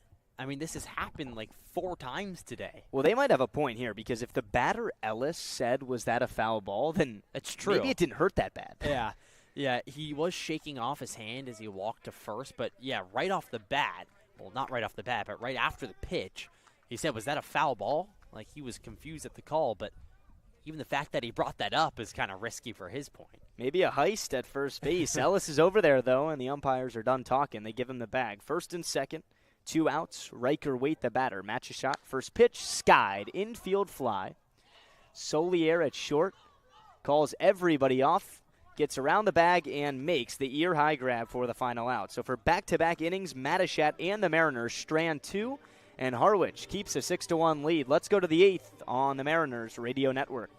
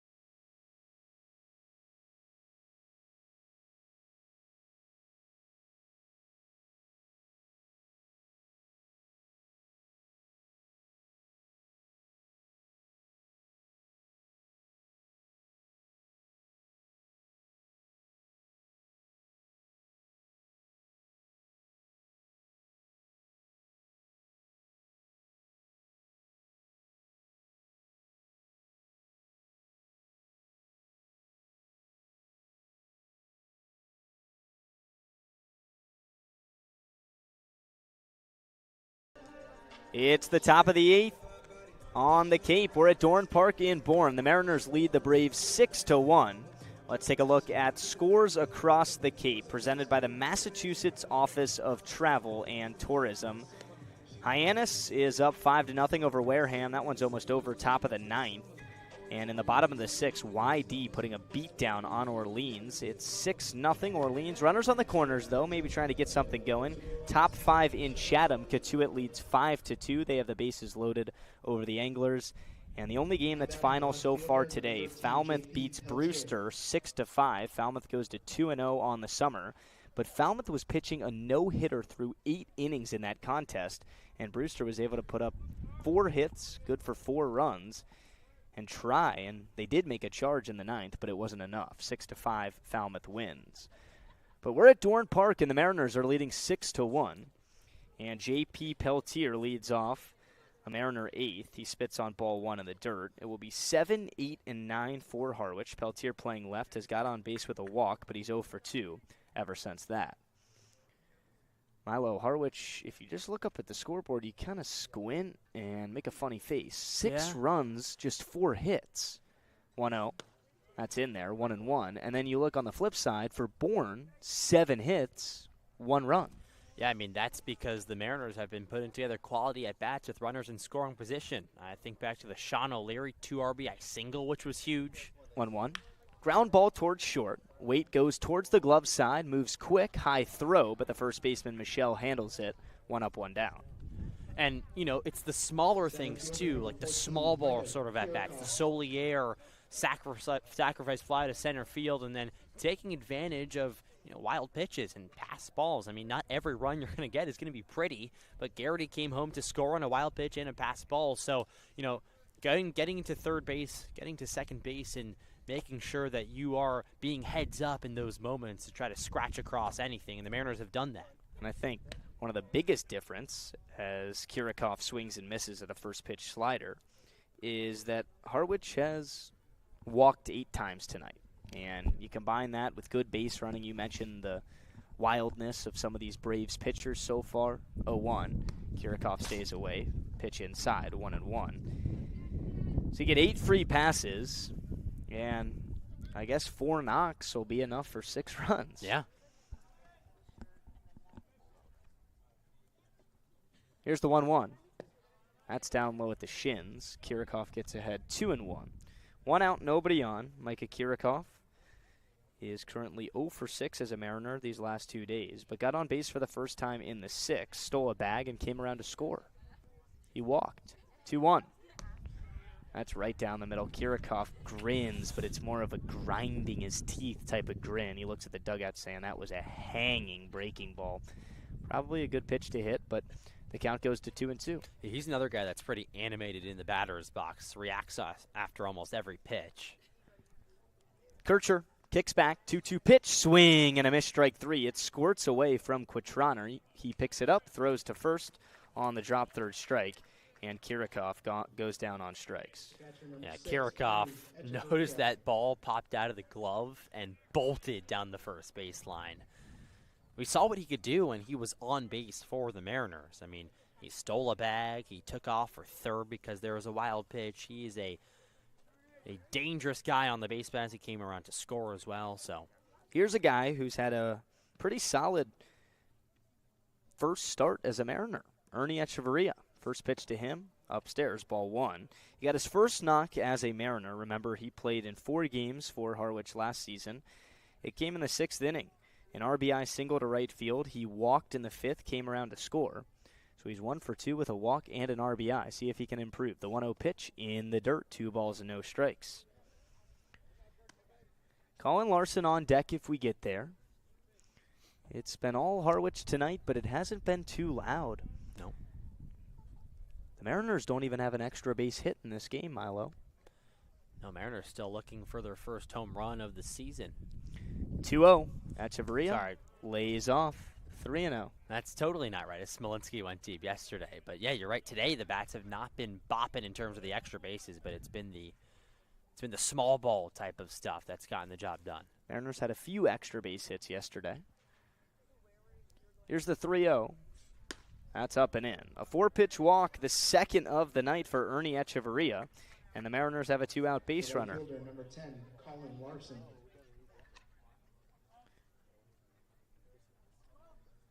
So we talked about Jackson Kircher coming out of the bullpen and being somewhat wild. His strikeout numbers sky high, but the base on balls kind of right there with it. First 5 batters he saw, he had 2 strikeouts, had not given up a hit. And then with 2 outs and nobody on, walks Echeverria on 4 pitches. Colin Larson now gets an at-bat in the 8th. First pitch. That's outside with the heater, 1-0. Larson, in his first start with Harwich, is 0 for 3, but got on base in a fielder's choice play in the 6th. He stole second, and then he stole third. Eventually came around to score on the Solier sac fly. So he made that run happen on his own. The 1-0, breaking pitch lands down the middle, 1-1. One of those guys, Milo, when we looked at his numbers, he hit .233 at BC this year, but 20-plus stolen bases, maybe could be used as a pinch runner in a lot of late-game situations as well if he doesn't get a start here in Harwich. Here's the 1-1. Liner up the middle, a base hit for Larson. Echeverria thought about third, but puts on the brakes at second, and Colin Larson gets his first knock here in Harwich. Wow, I mean, that was just a line drive up the middle, and it's good to see the 2 guys that didn't start yesterday now coming to play today and making a big impact. Because sometimes you might associate a guy and their hitting prowess with where they hit in the lineup, and we talked about this yesterday. It doesn't matter where guys are hitting right now. It's game 2 of the summer. So who may be hitting 8th or 9th today could be the cleanup hitter come the postseason for the Mariners. But here's Solier. First and second, 2 out. First pitch fastball down low. And Solier gets ahead. Solier got his first hit of the summer in the first inning tonight. Since then has struck out, walked and scored, and then most recently in the 6th, the sac fly RBI. Kircher, 1-0. Right down the middle. That was quick with the fastball, 1-1. Solier, it's so funny how he just takes the long walk after every single pitch. It does not matter what the outcome is, a ball, a strike, or a foul ball. He takes a lap around home plate. Here comes the 1-1. That's inside. Solier gets ahead, 2 balls and a strike. He just lives for these moments like this where it may not be high leverage. The Mariners a healthy 5-run lead at 6-1, top of the 8th, but runners on. Solier's trying to bring him in. He doesn't want to hand it to the next guy, but he will because he has a good eye. The 2-1. Down the middle, fouled straight back. He was all over that fastball. But fouls it away. Kircher gets to 2 strikes and deuces run wild here in the 8th. 2 on, 2 out. The count's 2-2 on the Mariners shortstop Julio Solier. Echeverria off of second and Colin Larson off of first. Here comes the 2-strike pitch. A little bit down low. That is borderline. But Solier stays alive and the count goes full. So the runners will get a head start on this full count pitch. This could be the time, Milo, that we might see the first extra base hit. You're feeling it? Of the Mariner night. Runners in action on first and second. The payoff pitch. Kircher kicks and fires. Ground ball foul towards the Harwich dugout. We'll do it again. Yeah, that was just a fight right there from Solier. He sawed that all foul down the first baseline. Just staying alive. And while we're talking about it, if he does find a gap, you would have to think that Larson has a pretty good chance because he's going to be on the move on the pitch from first to score. This is a guy, a 20-plus bag stealer. He's stolen 2 tonight in his only opportunity on base. The reason he can't steal now is because Echeverria is on second. Kircher, another payoff pitch. Popped up foul. Just a battle for Solier. If it's not exactly what he wants, he does a nice job of spoiling it away. Yeah, and he was animated after that one. Thought he had a hanging breaking ball there, and it looked like it was an off-speed pitch in the upper half of the zone. Just a bit late on it. Garrity on deck if Solier gets on. First and second, full count, 2 outs, top of the 8th. Payoff. Called strike 3. Solier knew it. And Kircher strands 2 Mariners on in the 8th. But Harwich still leads by 5. It's 6-1. We head to the home half of the 8th on the Mariners Radio Network.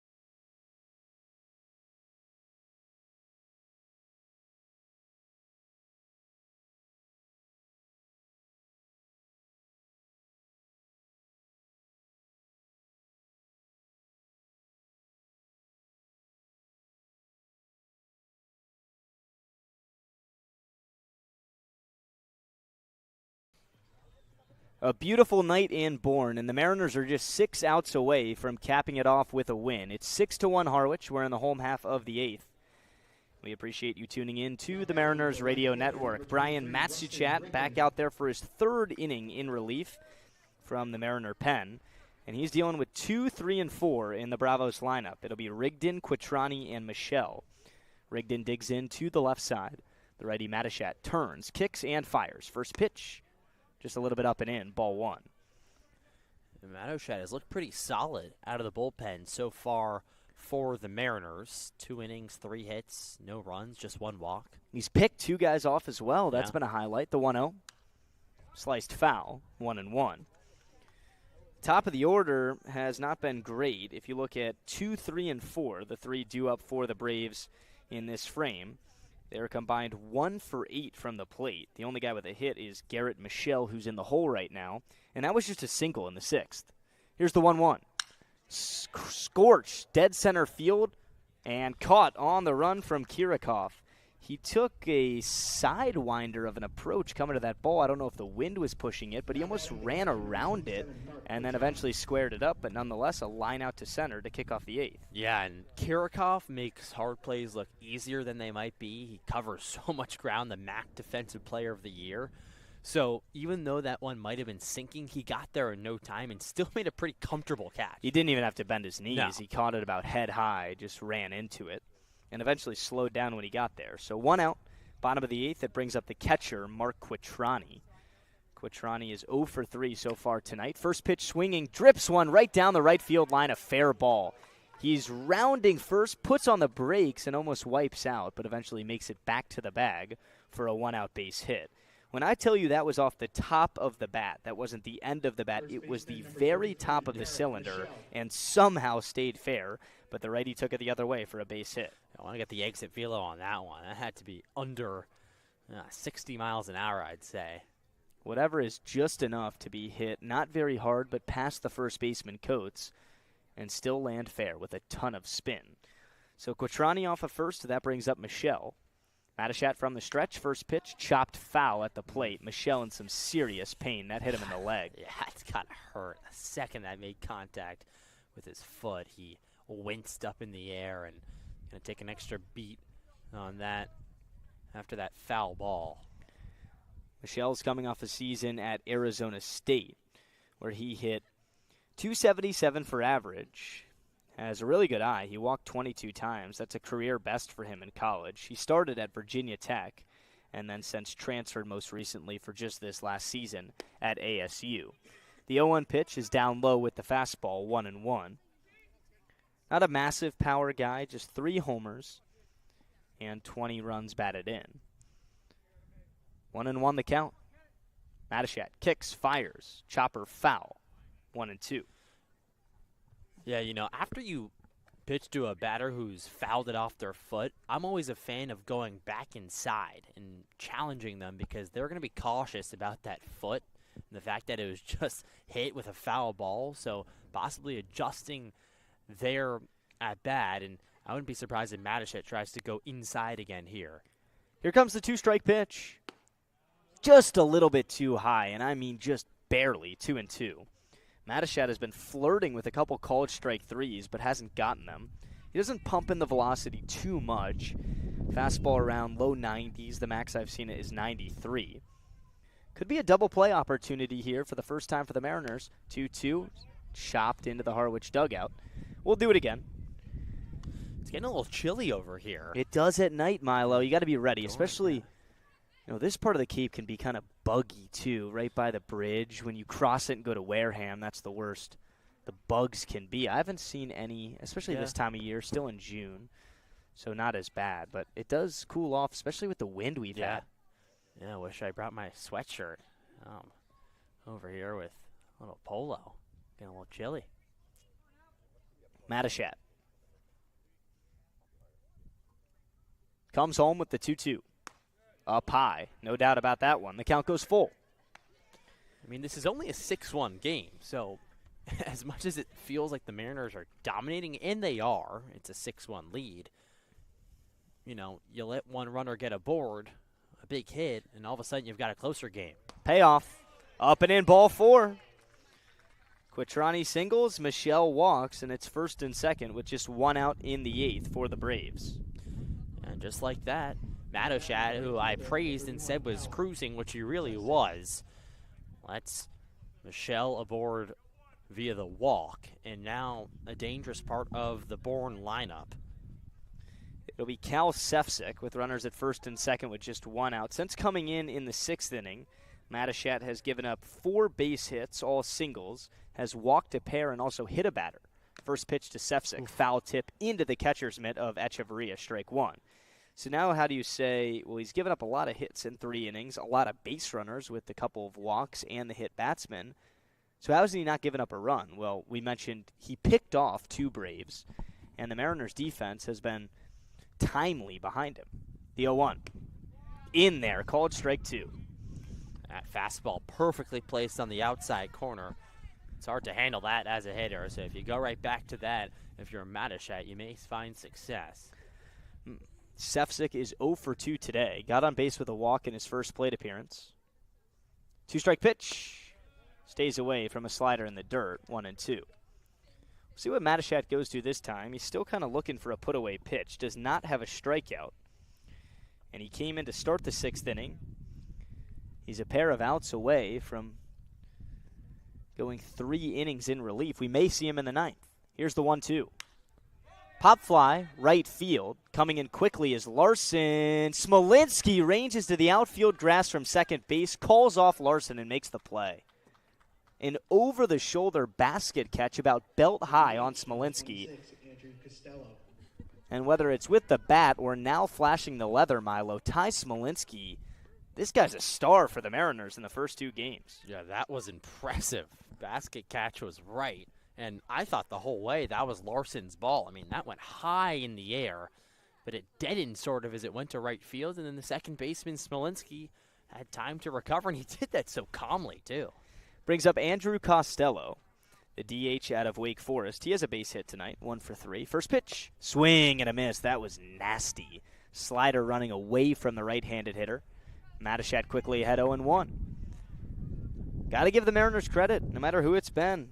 Littman or Matishat, that's the only 2 arms that manager Steve Englert has had to call on so far tonight.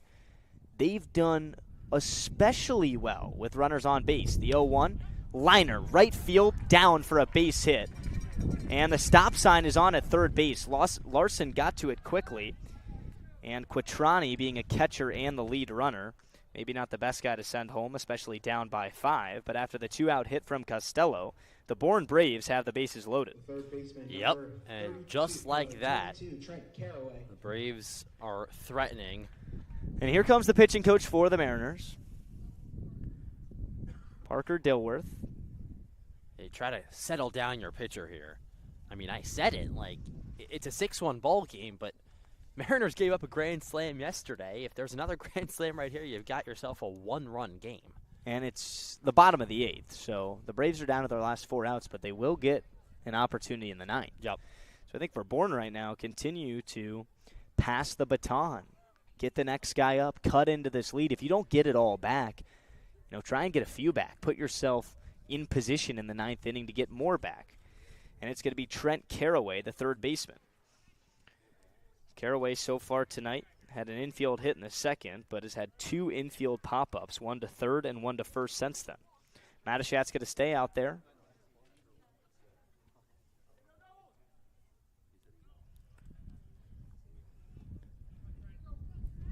Carraway now in his 3rd summer on the Cape. Matishat kicks and deals. First pitch, ground ball left side. It sneaks through for a base hit. 2 will score on this one. Quattrani in. The next runner, Michelle, scores as well. And it's a 2-out, 2 RBI single to left field for Trent Carraway. And here come the Braves in the 8th inning. It's 6-3 Harwich. Just a hard-hit ground ball under the glove of O'Leary. We saw that yesterday. Kind of similar play. The third baseman couldn't stick his glove and come up with the ball. And now Englert's out of the dugout really quickly and a quick point over the bullpen. So we've got ourselves a ball game now. Yeah, it seemed like it always was going to end up this way. I mean, Bourne just 3 runs, but they have 10 hits. How often do you see that? Double-digit hits in a team even below 5 runs? But it may be brewing here in the 8th. The Mariners are going to make a call to the bullpen. It's 6-3 Harwich. 2 out with 2 on in the bottom of the 8th. Don't go anywhere. We'll be back with the new arm, Adam Arthur, his first time out of the bullpen in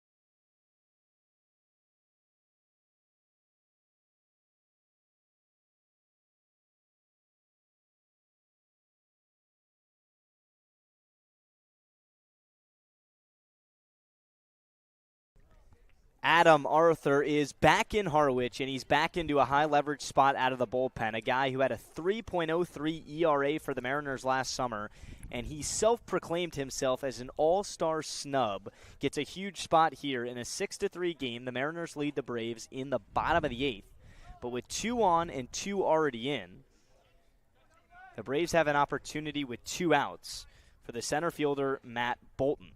A left-on-left matchup. Arthur kicks, deals, fastball low, 1-0. Matt Bolton so far tonight is 3 for 3. He's been the best Brave by far. A pair of singles and a triple sandwiched in between. Here's the 1-0. That's right there on the outside corner. Arthur gets a borderline call, 1-1. And this is quite the at-bat for a lefty batter. Obviously, Arthur, a lefty on the hill, sort of like a 3/4 release on the pitch. Here's the 1-1. That's way outside. 2 balls and a strike. Arthur talked about giving up a lot of home runs in a school season where he said he didn't pitch all too great. A 7.39 ERA in 22 appearances. He had 2 saves, 2-1 in the dirt ball 3.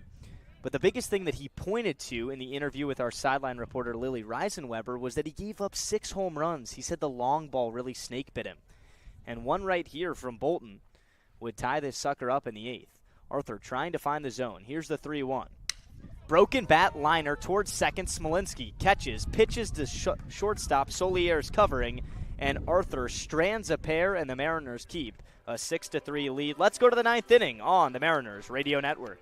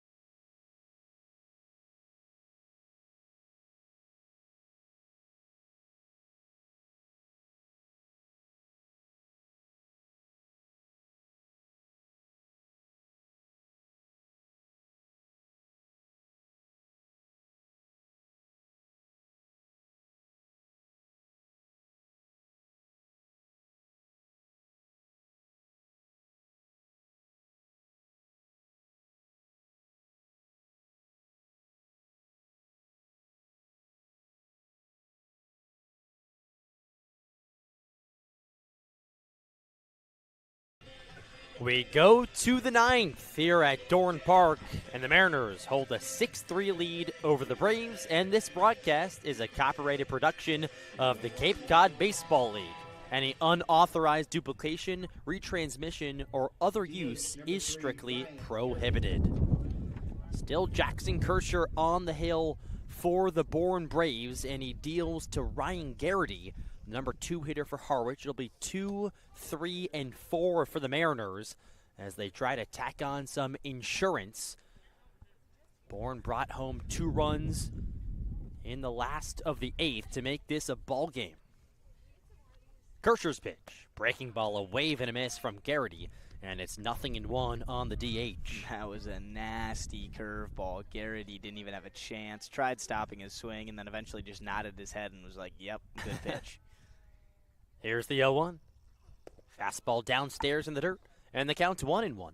So far today, Garrity lined out back in the first to center. He's walked twice, both in the 3rd and the 5th. Came around to score both of those times, and then grounded out back in the 6th inning. So an 0 for 2 line for the number 2 hitter. 1-1. Fastball misses outside, and it's 2-1 on Garrity. Ty Smolinski waits on deck.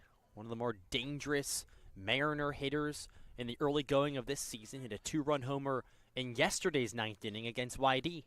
2-1. Breaking ball spins inside, and it's 3-1. You would love some insurance right now for the Mariners. They held a 6-1 lead. It felt like this was all Harwich. All of a sudden, a 2 RBI single from Bourne in the bottom of the 8th, and now it's a 3-run game.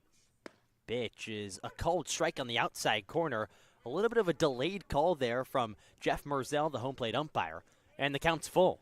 That may have been that's ball 4, but wait, I kind of want to get home call. Right. This game started at 6, now over 3 hours of play. Payoff pitch.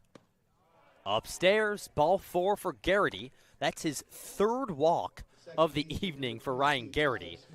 So he's aboard to start off the top of the 9th, and now it's Ty Smolinski for Harwich.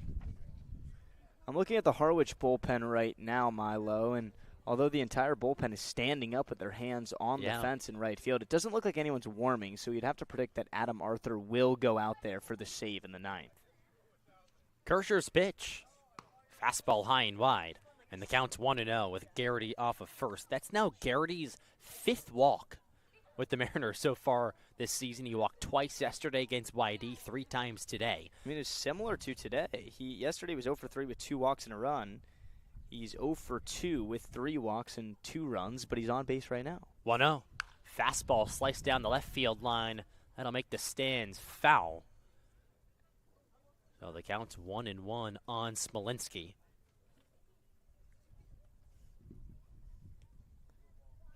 Garrity has a stolen base today, so he is a threat to go. This past season at Northeastern, he stole 20 bags. So he has some speed over there. Takes his lead about 7 steps from the first base bag. Here's the pitch. Runner goes. Pitch is fought off foul down the left field line, out of play. And so Garrity's going to have to track back to first. That a late swing from Smolinski. He did catch pretty good wood on it, but just a tick late from the second baseman. So the count's 1-2. Smolinski walked back in the first, a single in the 3rd. Flew out to left in the 5th inning and grounded out to 3rd back in the 7th. 5th at-bat of the day for the Kansas State product. 1-2, runner goes again, breaking ball hit on the ground, second base side, Ellis Fields fires to first in time. So Garrity going took away the double play. Now the Mariners have a runner in scoring position with just 1 out in the top of the 9th. Yeah, and that's the exact definition of insurance, where you already have insurance with the 6-3 advantage, but I think the Mariners' sole focus right now is almost treating this situation like it's a 2-1 Bourne lead, and the biggest thing that matters is, by any means, let's get that runner in from second base. He's already on, and just add another to the tally. Here's Sean O'Leary. Breaking ball to him is outside. Speaking of adding another, O'Leary added 2 with a big 2 RBI single back in the 5th inning. That was a big-time hit from O'Leary. That made it 3-0 at the time. Back pick to second base. Kind of a lob throw from Kershaw over there just to scare Garrity back to the bag. Yeah, the pitch clock was running down. It was sub-5, so sometimes guys will just do that to get a reset on the pitch clock. O'Leary digs back in the lefty. Rests his bat along his left shoulder. Kershaw from the stretch. Pitch. Fastball swing and a miss. That was just pure heat. And O'Leary was late on it. 6-3 Mariners on top over Bourne, trying to pick up their first win of the season. There's the offering. Breaking ball hit high in the air, down the left field line, foul territory. Third baseman Caraway makes the play about 10 steps outside the foul line. A big out in the top of the 9th. And now Quentin Coates comes up to the bag with a runner on second. Another opportunity here for Coates with a guy in scoring position. He's had a tough night tonight. a hat trick of strikeouts. He has gotten on base with a walk in the 5th, but it does feel like putting Quentin Coates in this 5th position of the lineup has been successful in the sense of he's getting a lot of at-bats with runners on base and, in particular, runners in scoring position. However, Coates is still without an RBI on the season, and tonight has really struggled to put the ball in play. So maybe could be a breakthrough spot. Remember, in the 9th inning last night, he had his double, which was his only hit of the game, got him on the board. A double here would extend the Mariners' lead. That was his only hit of the season so far. Pitch to him. Fastball cut on and missed. It's 0-1, and that's been a theme, and I've said it time and time again. Just can't catch up to that fastball. Kershaw has it going with the heater. See if he goes back to it. 0-1 on the Cincinnati first baseman. Here's the pitch. Heater down and away, and it's 1-1. Garrity off of second base. Mariners on top 6-3, trying to tack on a key insurance run. Wind kind of blowing out to left center field. This could be a time for Coates to just step on one. Oh, he got him in a pickoff move. Throw to third base. It's over the head of Caraway, and it trickles into left field. Garrity skirts on over to third base, so they had him in a pickoff. It was a sure pickle, but then the pitcher, Kershaw, lobbed the pass over to the third baseman Caraway over his head, and now the Mariners have a runner on third with 2 outs. That's just a crucial error. Yeah, I mean, it's not the end of the world considering it's 6-3 game, but when you get free outs like that, you got to get runners, especially in scoring position, off the bases. So the Braves have been picked off twice on the base paths tonight, and now they almost had a Mariner pitcher picked off, unsuccessful. 1-1, a swing and a miss on another fastball, and it's 1-2. And Garrity has scored on 2 wild pitches. And, I mean, the Mariners have stolen 5+ bags tonight. They have 3 players that have 2+ stolen bases. Here's the 1-2. Let's see if Coates can come through. Swing and a foul tip into the glove of Quattrini, and that does it in the top of the 9th. The Mariners strand Garrity over at third, and it's last licks time for the Bourne Braves as we go to the home half of the 9th. You're listening to Harwich Mariners Baseball on the Mariners Radio Network.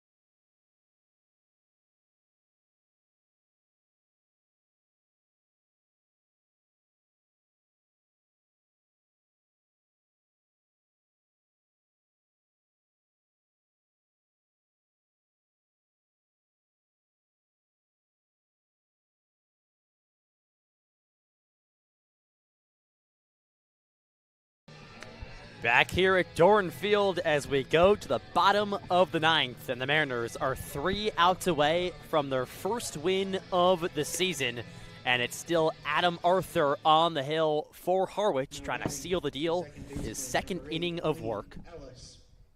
The lefty will face Lee Ellis, the number 9 hitter, then Riker Waite, the leadoff man, and Rustin Rigdon, number 2 hitter for Bourne.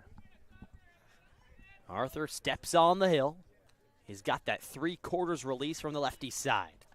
Deals to the righty Ellis. Here it is.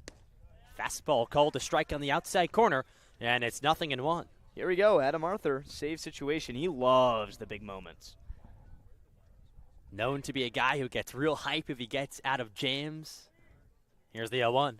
Swung on, a line drive left field foul. and it's 0-2. And there's no better way to reintroduce yourself to a completely new Harwich roster for a guy that was on this team last season all the way up until the playoffs than to just reinsert yourself in your role, being the guy who wants the ball when nobody else wants it. 0-2, downstairs in the dirt, and the count's 1-2. So far, Ellis today grounded into a big double play back in the second. Bourne had the bases loaded with just one out. A 5-4-3 double play got the Mariners out of that jam. Ellis struck out in the fifth and was hit by a pitch in the seventh. 1-2. Swing and a miss. Got him on strikes.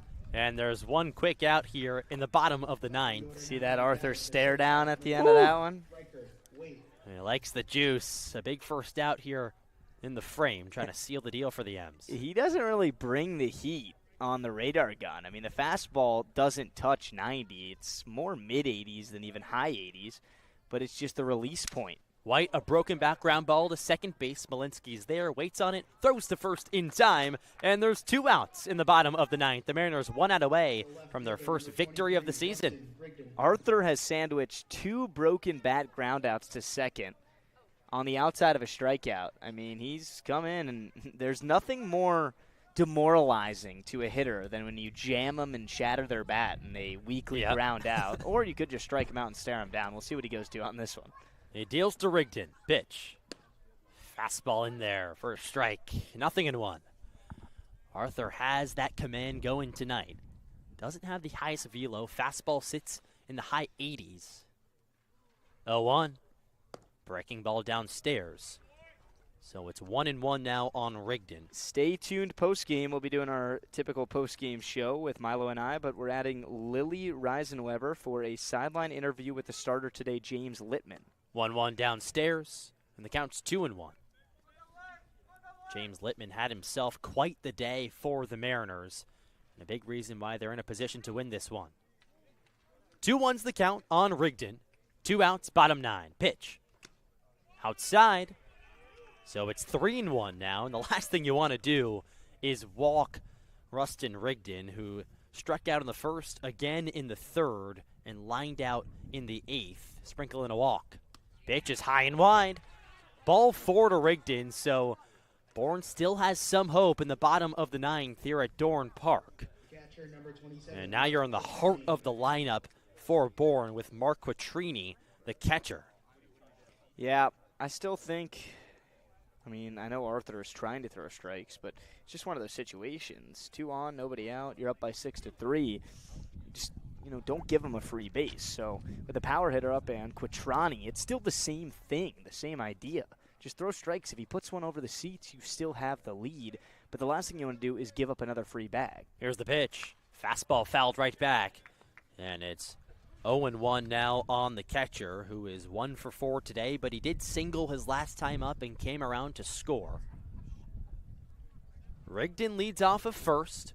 2 outs, bottom 9. Mariners on top, 6-3 over the Braves, trying to win their first game of the season. Here's the offering. Breaking ball hit on the ground towards short. This could do it. Solier's there. Fields fires to first in time, and that does it. Adam Arthur picks up the save, and the Mariners have their first win of the 2026 Cape Cod baseball season. Adam Arthur, a thumbs up to the dugout. How about a thumbs up to the entire Harwich Mariners? They're on the board, 1-1 Milo. You bounce back after the opening day loss. It was a wire-to-wire win in this one. It got sketchy at times. It got sticky. But in a sport like this with such thin margins, you do look back to those moments. The Mariners stranded the bases loaded defensively with the starter Littman, and they got a 2-out bases loaded base hit from Sean O'Leary. So the bullpen hung in there. I think Littman's probably the MVP, just putting together such a masterful start for the Mariners.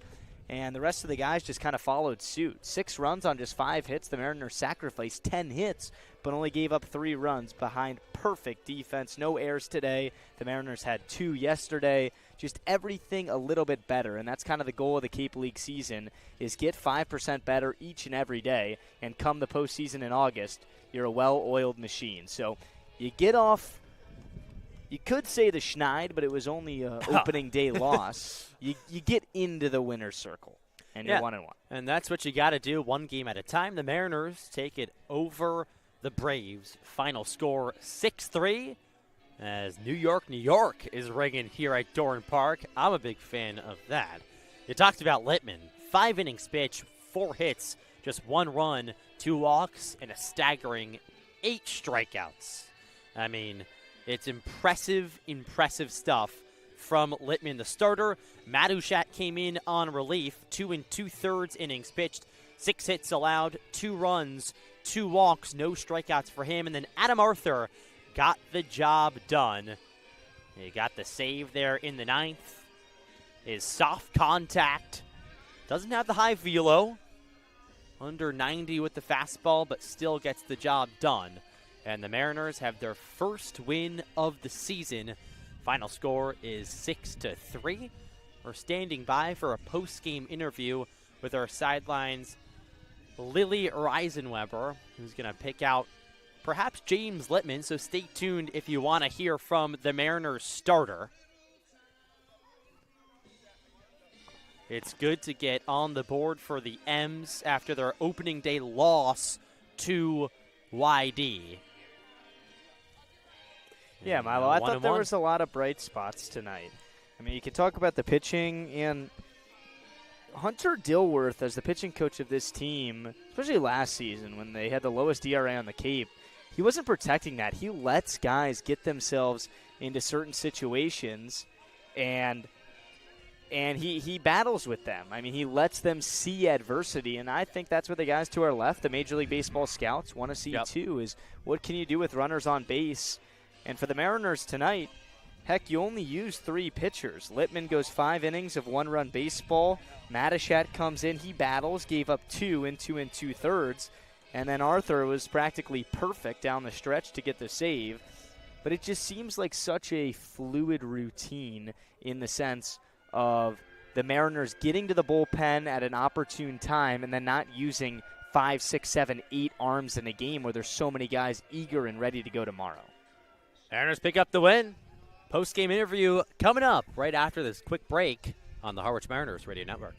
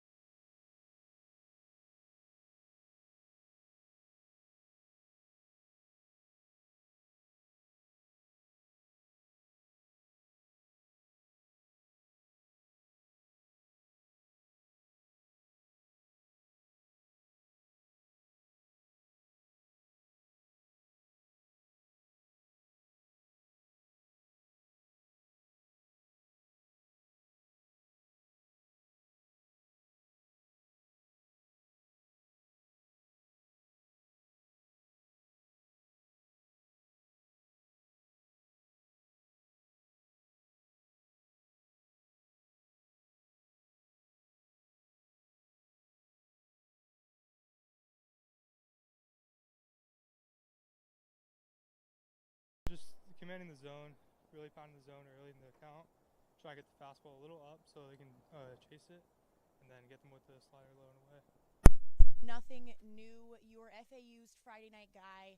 You heading into postseason, you were second in the conference in wins. Is your mindset changing for the Cape League, or are you about using the same routine?